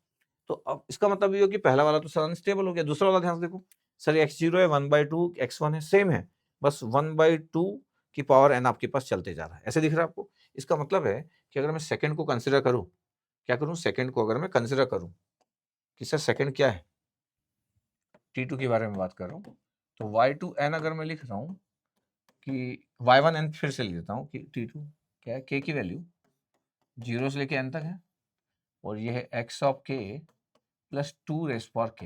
ये देखो ध्यान से, अब देखो अगर मैं 0 पुट कर रहा हूँ, 2 की पावर 0 पुट करूंगा और k की वैल्यू 0, तो x0 आ जाएगा, 2 की पावर 0 मतलब 1 होता है, फिर x1 आ जाएगा, 2 की पावर 1 आ जाएगा, x2 आ जाएगा, 2 का स्क्वायर आ जाएगा, और अप टू xn आ जाएगा, और k की वैल्यू n पुट किया तो 2 की पावर n। अच्छा कितना हो गया, ये तो x0 बन गया पहला टर्म, दूसरा क्या बन गया, मैं पहले वो क्वेश्चन दिखा रहा हूँ आपको कि क्वेश्चन क्या है, 2 है, x2 है, ये 2 का स्क्वायर है, और अप टू xn और 2 की पावर n, ये y2n। अच्छा, नंबर ऑफ सैंपल्स की बात करूं तो कितना दिख रहा है आपको, number of samples, sir number of samples 10 plus 1 है, ठीक है, number of samples n plus 1। लेकिन अब आपके पास ना मैग्नीट्यूड एक और आ रहा है, 1/2 की पावर k भी आ जा रहा है। अगर मैं ऐसा ले लूँ आपके पास कि सबका मैग्नीट्यूड, अगर मैं ऐसा बोल दूं कि आपके पास xn का मैग्नीट्यूड अगर bx है तो xn माइनस 1 का मैग्नीट्यूड भी bx होगा। यस सर, xn माइनस 2 का भी मैग्नीट्यूड bx होगा, तो x0 तक का मैग्नीट्यूड bx ही होगा। आप अपोजिट लिखते हो तो ऐसा लिखते हो, n से स्टार्ट करोगे तो 0 तक, 0 से स्टार्ट करोगे तो n तक।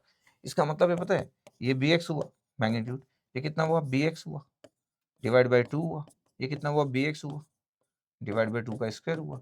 ऐसा आपके पास चलते जा रहा है, bx n टर्म तक है, ये 0 से लेके n, और ये 2 की पावर n हुआ।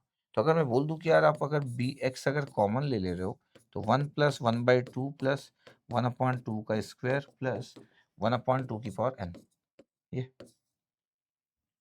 ऐसे यार आपके पास। Yes sir. और अगर मैं बोलूं कि ये इनफाइनाइट नंबर ऑफ टर्म है, क्योंकि नंबर ऑफ सैंपल तो मैं इनफाइनाइट ले सकता हूँ, तो अभी फाइनाइट नहीं है आपके पास, n की वैल्यू तो मैं इनफाइनाइट ले ही सकता हूँ, नंबर ऑफ सैंपल्स वो n+1 दिख रहा है।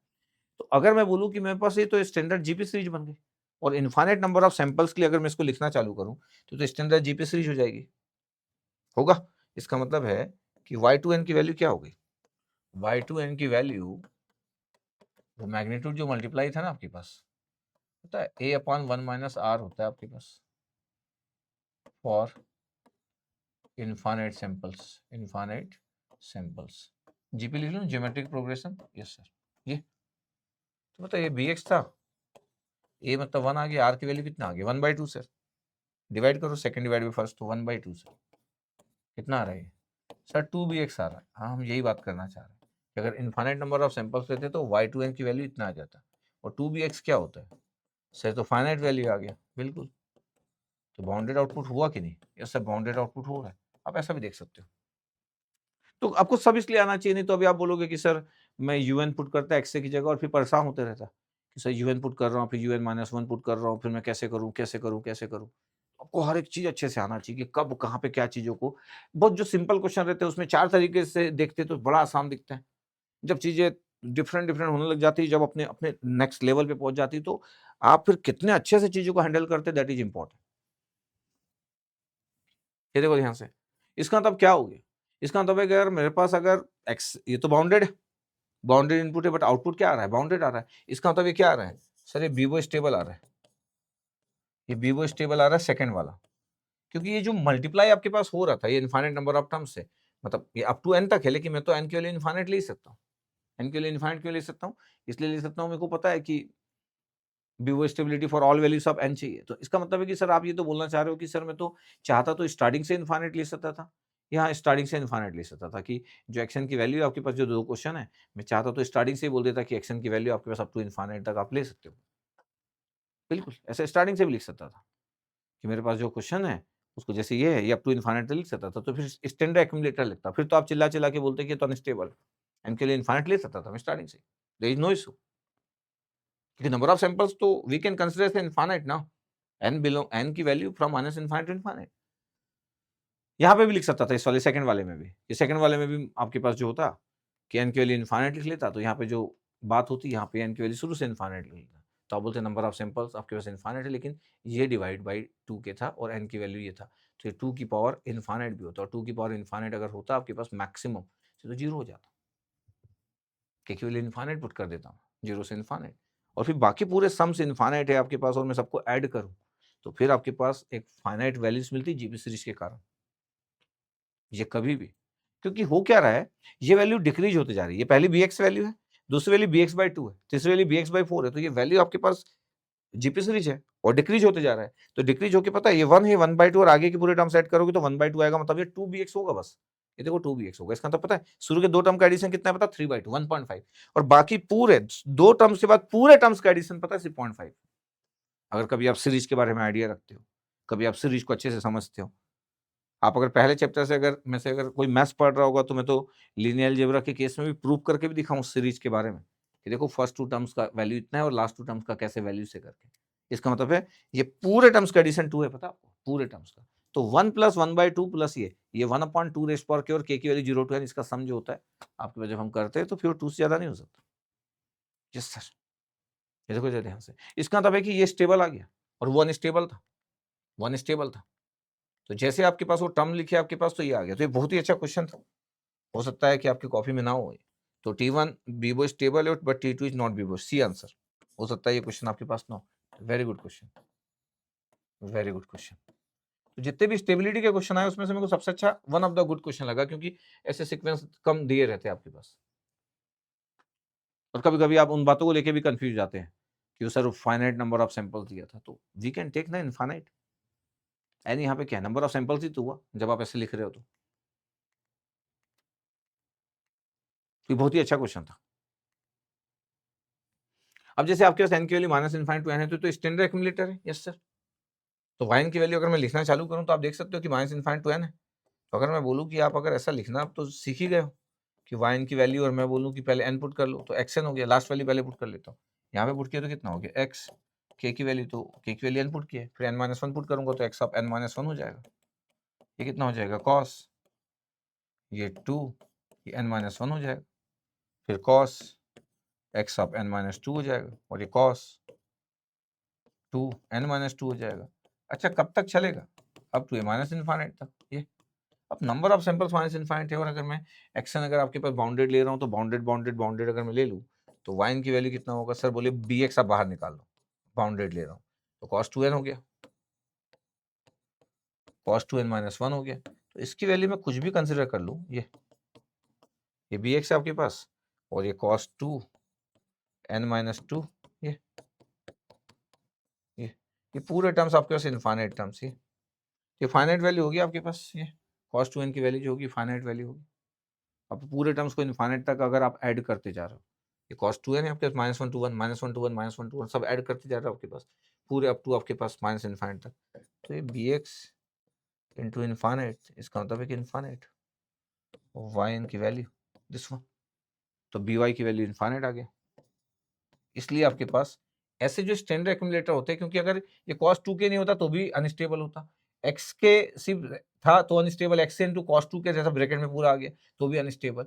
इसका मतलब है कि यहाँ पे अगर आपके पास वैल्यू डिक्रीज होती जा रही है, इसका मतलब अगर मैं कंक्लूड ऐसा करूं आपके लिए कि सर अभी मैं तीन चीज देखा, क्या तीन चीज देखा, y n equal to summation k की वैल्यू जीरो से लेके माइनस इनफाइनाइट से लेके एन तक, एक्स ऑफ के ये standard accumulator, y n equal to अभी थोड़ी देर पहले देख रहा था मैं के की वैल्यू माइनस इनफाइनाइट से लेके एन तक, एक्स ऑफ के, हाँ कॉस टू के लिखा था, cos two k sine two k या सिर्फ कॉस के, और y n equal to summation k की value minus infinite to n x of k upon to raise power के लिखा। ये तो आपको क्लियर रहना चाहिए कि यहाँ पे जब आप बात करते हो कि क्या ये बीबो स्टेबल है, तो बीबो स्टेबल नहीं है, ये बीबो स्टेबल है नहीं है, क्योंकि infinite number of terms add हो रहा है, यहाँ पे वैल्यू डिक्रीज होती जा रही है बिकॉज ऑफ दिस टू के।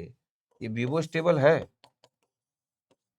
ये बिकॉज ऑफ दिस टू के, ये दिस वन इंपॉर्टेंट है। ये छोटी छोटी चीजों को ध्यान में रखना बहुत इंपॉर्टेंट है। ओके सर, वो आपके पास लिखा find the BIBO stability condition for x t upon sine t. अब x t upon sine t, और आपको पता है कि अगर मैं बोल दूं कि एक्स टी की वैल्यू मेरे पास बाउंडेड इनपुट है, mod of x t equal to b x लिख लूँ, आप बोल सकते हो कि सर मैं कॉस्ट ही ले सकता हूँ, तो कॉट आ जाएगा। कॉट भी आपके पास जो होता है वो डिसकंटिन्यूस होता है, तो इनफाइनाइट वैल्यू होती है कॉट की भी। तो एक्स टी की वैल्यू बी एक्स ले लूँ और b x value less than infinite ले लूँ, तो मैं बोलूँगा कि वाई टी का मैग्नीट्यूड अगर मैं बी वाई ले रहा हूँ, चलो स्टाइल दोनों बता देता हूँ, बी वाई ले रहा हूँ, तो क्या हुआ कि बी वाई की वैल्यू कितनी हो गई sir, b x upon sine t sir. But sine t होता है कितना sir, sine t minus one से वन के बीच में होता है, तो मैं माइनस वन से वन के बीच में तो जीरो भी तो पुट कर सकता हूँ। बिल्कुल सर पुट कर सकते हो सर। तो फाइनाइट वैल्यू अपन जीरो पुट किया तो इनफाइनाइट आ गया, तो बाउंडेड आउटपुट आ रहा है क्या? नहीं आ रहा सर, नीचे साइन टी था तो कैसे आएगा? बिल्कुल सही बात, नहीं आएगा। तो बी स्टेबल हो सकता है कि नहीं, साइन टी आपके पास लिखा है। अच्छा आप ये भी बोल सकते थे आपके पास क्या कि सर अगर मेरे पास ये है वाई टी इक्वल टू कितना था, x T upon sine T था, इवन में एक्स टी को अगर मैं कॉस टी ले लूँ, ये तो वाई टी इक्वल टू क्या हो जाएगा पता है, cos t upon sine t. क्या होता है cos upon sine sir, cot, cot t होता है, ये कॉट टी होता है। अब कॉट टी की वैल्यू आपके पास अगर आप कभी देखोगे तो जीरो पे आपके पास इन्फाइनाइट ही होता है, जीरो पे इन्फाइनाइट ही होता है। फिर आपके पास फिगर आप फिर बनाना चालू करते हो तो फिर आपको पता रहे कि फिर टेन और कॉट के फिगर में डिफरेंस क्या होता है, तो कॉट टी आ जाएगा। और cot t equal to zero पे आपके जीरो होता है, या फिर पाई बाई टू पे आपके जीरो होता है, तो कॉट टी का फिगर कभी अगर आप जानते हो अच्छे से तो सर कॉट टी का फिगर तो मैं बनाया हूँ सर, कॉट टी का फिगर ये। तो टी की वैल्यू अगर मेरे पास 0 है तो इन्फाइनाइट होता है आपके पास, और फिर पाई पे आपके पास इन्फाइनाइट होता है, पाई बाई 2 पे आपके पास ये, पाई बाई 2 पे 0, माइनस पाई बाई 2 पे 0, ये पाई बाई 2 पे आपके पास 0, ऐसा होता है हमारे पास ये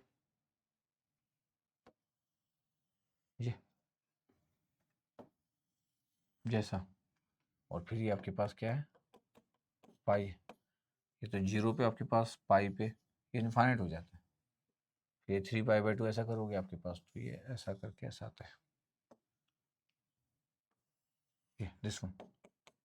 वैसे इधर भी आपके पास आ जाता है 3 पाई बाई 2।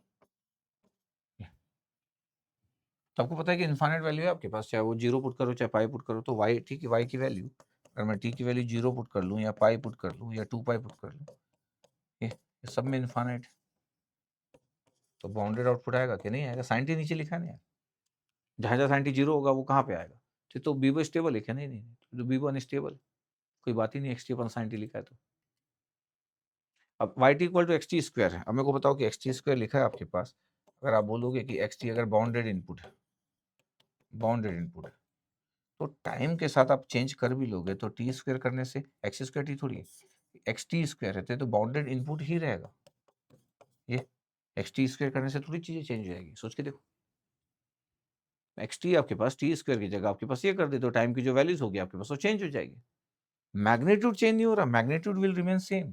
इसका मतलब है कि एक्स टी का मैग्नीट्यूड अगर आपके पास बी एक्स है जो कि लेस देन इनफाइनाइट है, तो इसका ये मतलब है कि आप अगर एक्स टी स्क्वायर कर लो एक्स एक्सिस में, यहाँ पे टाइम स्केलिंग की है ना आपके पास, ये टी स्क्वायर कर दिया आपके पास, तो इसका मैग्नीट्यूड भी बी एक्स ही होगा और लेस देन इनफाइनाइट। तो अगर एक्स टी आपके पास है तो एक्स टी स्क्वायर भी फाइनाइट ही होगा।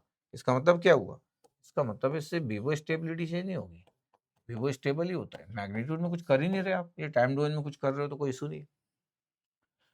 एक हमारे पास होता है कि अगर S1 और S2 अनस्टेबल है देन S मे और मे नॉट बी अनस्टेबल। अगर S1 और S2 अनस्टेबल है, दोनों अनस्टेबल है और सीरीज में कनेक्टेड है, तो हो सकता है कि जो रिजल्टेंट हो वो स्टेबल हो या अनस्टेबल हो। इसका तो देखो ये NXN है, N के कारण ये अनस्टेबल है, यस सर, N के कारण अनस्टेबल, N की वैल्यू इनफाइनाइट पुट करोगे तो N की वैल्यू अगर टूवर्ड्स इनफाइनाइट पुट कर दे तो इनफाइनाइट हो जाएगा। अब ये NWN है, तो NWN अगर मैं पुट कर रहा हूँ ये भी अनस्टेबल है, तो N की वैल्यू आप अगर इनफाइनाइट पुट करोगे तो ये दो अनस्टेबल सिस्टम को कैस्केड में कनेक्ट किया तो N स्क्वायर हो गया, तो N स्क्वायर के कारण तो इनफाइनाइट होता है, तो दो अनस्टेबल को अगर आप सीरीज में कनेक्ट कर रहे तो अनस्टेबल हो गया, इसमें तो किसी को इशू नहीं। बट क्वेश्चन क्या है, ये NXN आपके पास अनस्टेबल है, यस सर।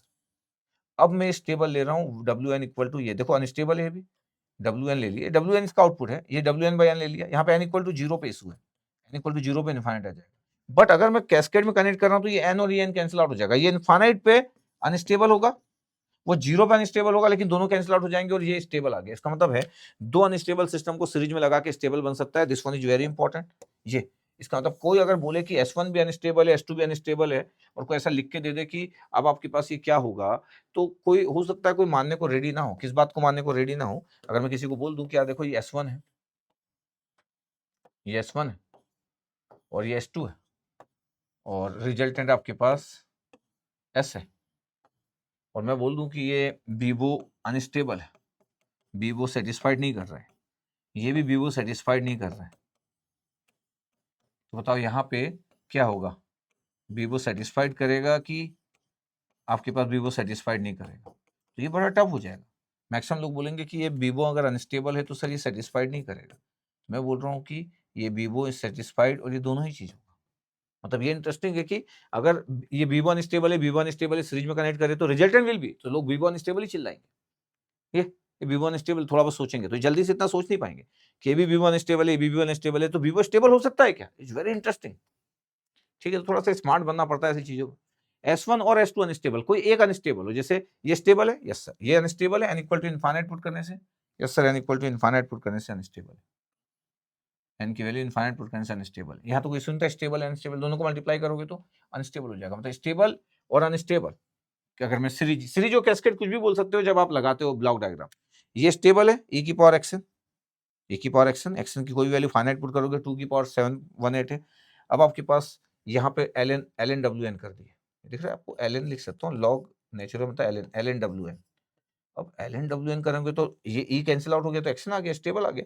मतलब स्टेबल और अनस्टेबल दो अगर सीरीज में लगा दे रहे हैं, कोई भी पहले लगा दो, तो सिस्टम में भी अनस्टेबल और सिस्टम में भी स्टेबल, मतलब वो अनस्टेबल भी रह सकता है और वो स्टेबल भी रह सकता है। This one is very important. अब एक और इंटरेस्टिंग चीज है आपके पास कि दो सिस्टम है, दोनों लीनियर है, तो रिजल्टेंट विल बी लीनियर। यहां पे कोई सुनिए, रिजल्टेंट विल बी लीनियर, ये रिजल्टेंट विल बी लीनियर। अगर दोनों ही टाइम इनवेरिएंट सिस्टम है और आप अगर सीरीज में लगा रहे हो तो टाइम इनवेरिएंट रहेगा, ये पढ़ा चुका हूं मैं। दोनों कॉजल सिस्टम है और अगर आप सीरीज में लगा रहे हो, सीरीज या कैस्केड कुछ भी बोल सकते हो जब ब्लॉक डायग्राम रहता है तो अगर कोई टीचर कैस्केड बोल दे, कोई टीचर सीरीज बोल दे, ब्लॉक डायग्राम में बोथ आर सेम, स्टेबल और दोनों स्टेबल है। दिस वन इज इंपॉर्टेंट कि अगर दो स्टेबल लगा रहे हो तो वो स्टेबल ही रहेगा। अच्छा, दो अनस्टेबल से स्टेबल बन सकता है, यस सर। दो अनस्टेबल से अनस्टेबल तो आराम से बन सकता है। स्टेबल और अनस्टेबल लगा रहे हो तब तो सर स्टेबल भी हो सकता है, अनस्टेबल भी हो सकता है। लेकिन अगर दो स्टेबल लगा रहे हो तो उससे अनस्टेबल नहीं बनेगा। मतलब दो लीनियर लगाने से नॉन लीनियर नहीं बनेगा, दो टीआई लगाने से टीवी नहीं बनेगा, दो कॉजल लगाने से नॉन कॉजल नहीं बनेगा। This one is very important, ये क्लियर रहना चाहिए। ये पहले भी मैं लीनियर, टाइम इनवेरिएंट और कॉजल के बारे में बात किया, आज मैं स्टेबिलिटी की बात कर दे रहा हूँ। और ऐसे वाली जो चीज रहती है नॉर्मल स्टूडेंट के लिए नहीं हो पाता क्योंकि एनालिटिकल पार्ट है, वो कैसे एग्जांपल ले पाएगा? एक नॉर्मल स्टूडेंट एग्जांपल नहीं ले सकता। नॉर्मल स्टूडेंट सिर्फ क्वेश्चन सॉल्व कर सकता है, और ये भी बड़ी बात है क्वेश्चन सॉल्व कर पाना कि कोई क्वेश्चन दे रहा हूं मैं सॉल्व कर रहा हूं। और एनालिटिक बनना बहुत मुश्किल चीज है कि किसी से कोई पूछा जा रहा है, अब क्वेश्चन तो है नहीं, उसको बोला जा रहा है ऐसा होगा तो क्या होगा, मतलब उसके इमेजिनेशन को चेक किया जा रहा है। तो इमेजिनेशन वाला पार्ट जो होता है वो एनालिटिक होता है, और एनालिटिक पार्ट के लिए बहुत मेहनत लगती है कि आपको कोई बोल रहा है और आप इमेजिन कर पा रहे हो इनपुट, इमेजिन कर पा रहे हो सिस्टम, और आप हैंडल कर ले रहे हो। ये टफ है एक्चुअली। और ये हमारे गेट प्रिपरेशन का सबसे लास्ट लेवल, सबसे टॉप लेवल होता है जब आप इमेजिनेशन टेक्निकल बातों को करने लग जाते हो। इमेजिनेशन आप अभी इन बातों को नहीं कर पाते हो। इमेजिनेशन आप किसको करते हो? इंस्टाग्राम की कुछ चीजों को। लेकिन आप टेक्निकल दुनिया का इमेजिनेशन वाला पार्ट बहुत ही टफ है क्योंकि उसमें इन्वॉल्व होना पड़ेगा। इन्वॉल्व होना पड़ेगा तब आप सोच पाओगे कि कोई किसी के बोलने का क्या मतलब हो सकता है। तो ओवरऑल मैं स्टेबिलिटी भी आपको कंप्लीट किया। अब हम एलटीआई सिस्टम के बारे में बात करेंगे, एलटीआई कन्वोल्यूशन के बारे में बात करेंगे, तो वो बात करेंगे हम। तो हम डिटेलिंग में मैं ज़्यादा कर दे रहा हूँ कि कोई भी पूछे, कभी भी पूछे, किसी भी एग्जाम में पूछे, इंडिया का कोई एग्जाम हो, इवन इंडिया से बाहर का भी कोई एग्जाम, जो टॉपिक मैं पढ़ा रहा हूँ वहाँ पे कंफर्ट आपका नहीं जाना चाहिए, चाहे कुछ भी हो जाए। ठीक है, चलो आप कमेंट करके बताइएगा कैसा लगा, फिर मिलते हैं किसी दूसरे नेक्स्ट लेक्चर में। Okay, thank you.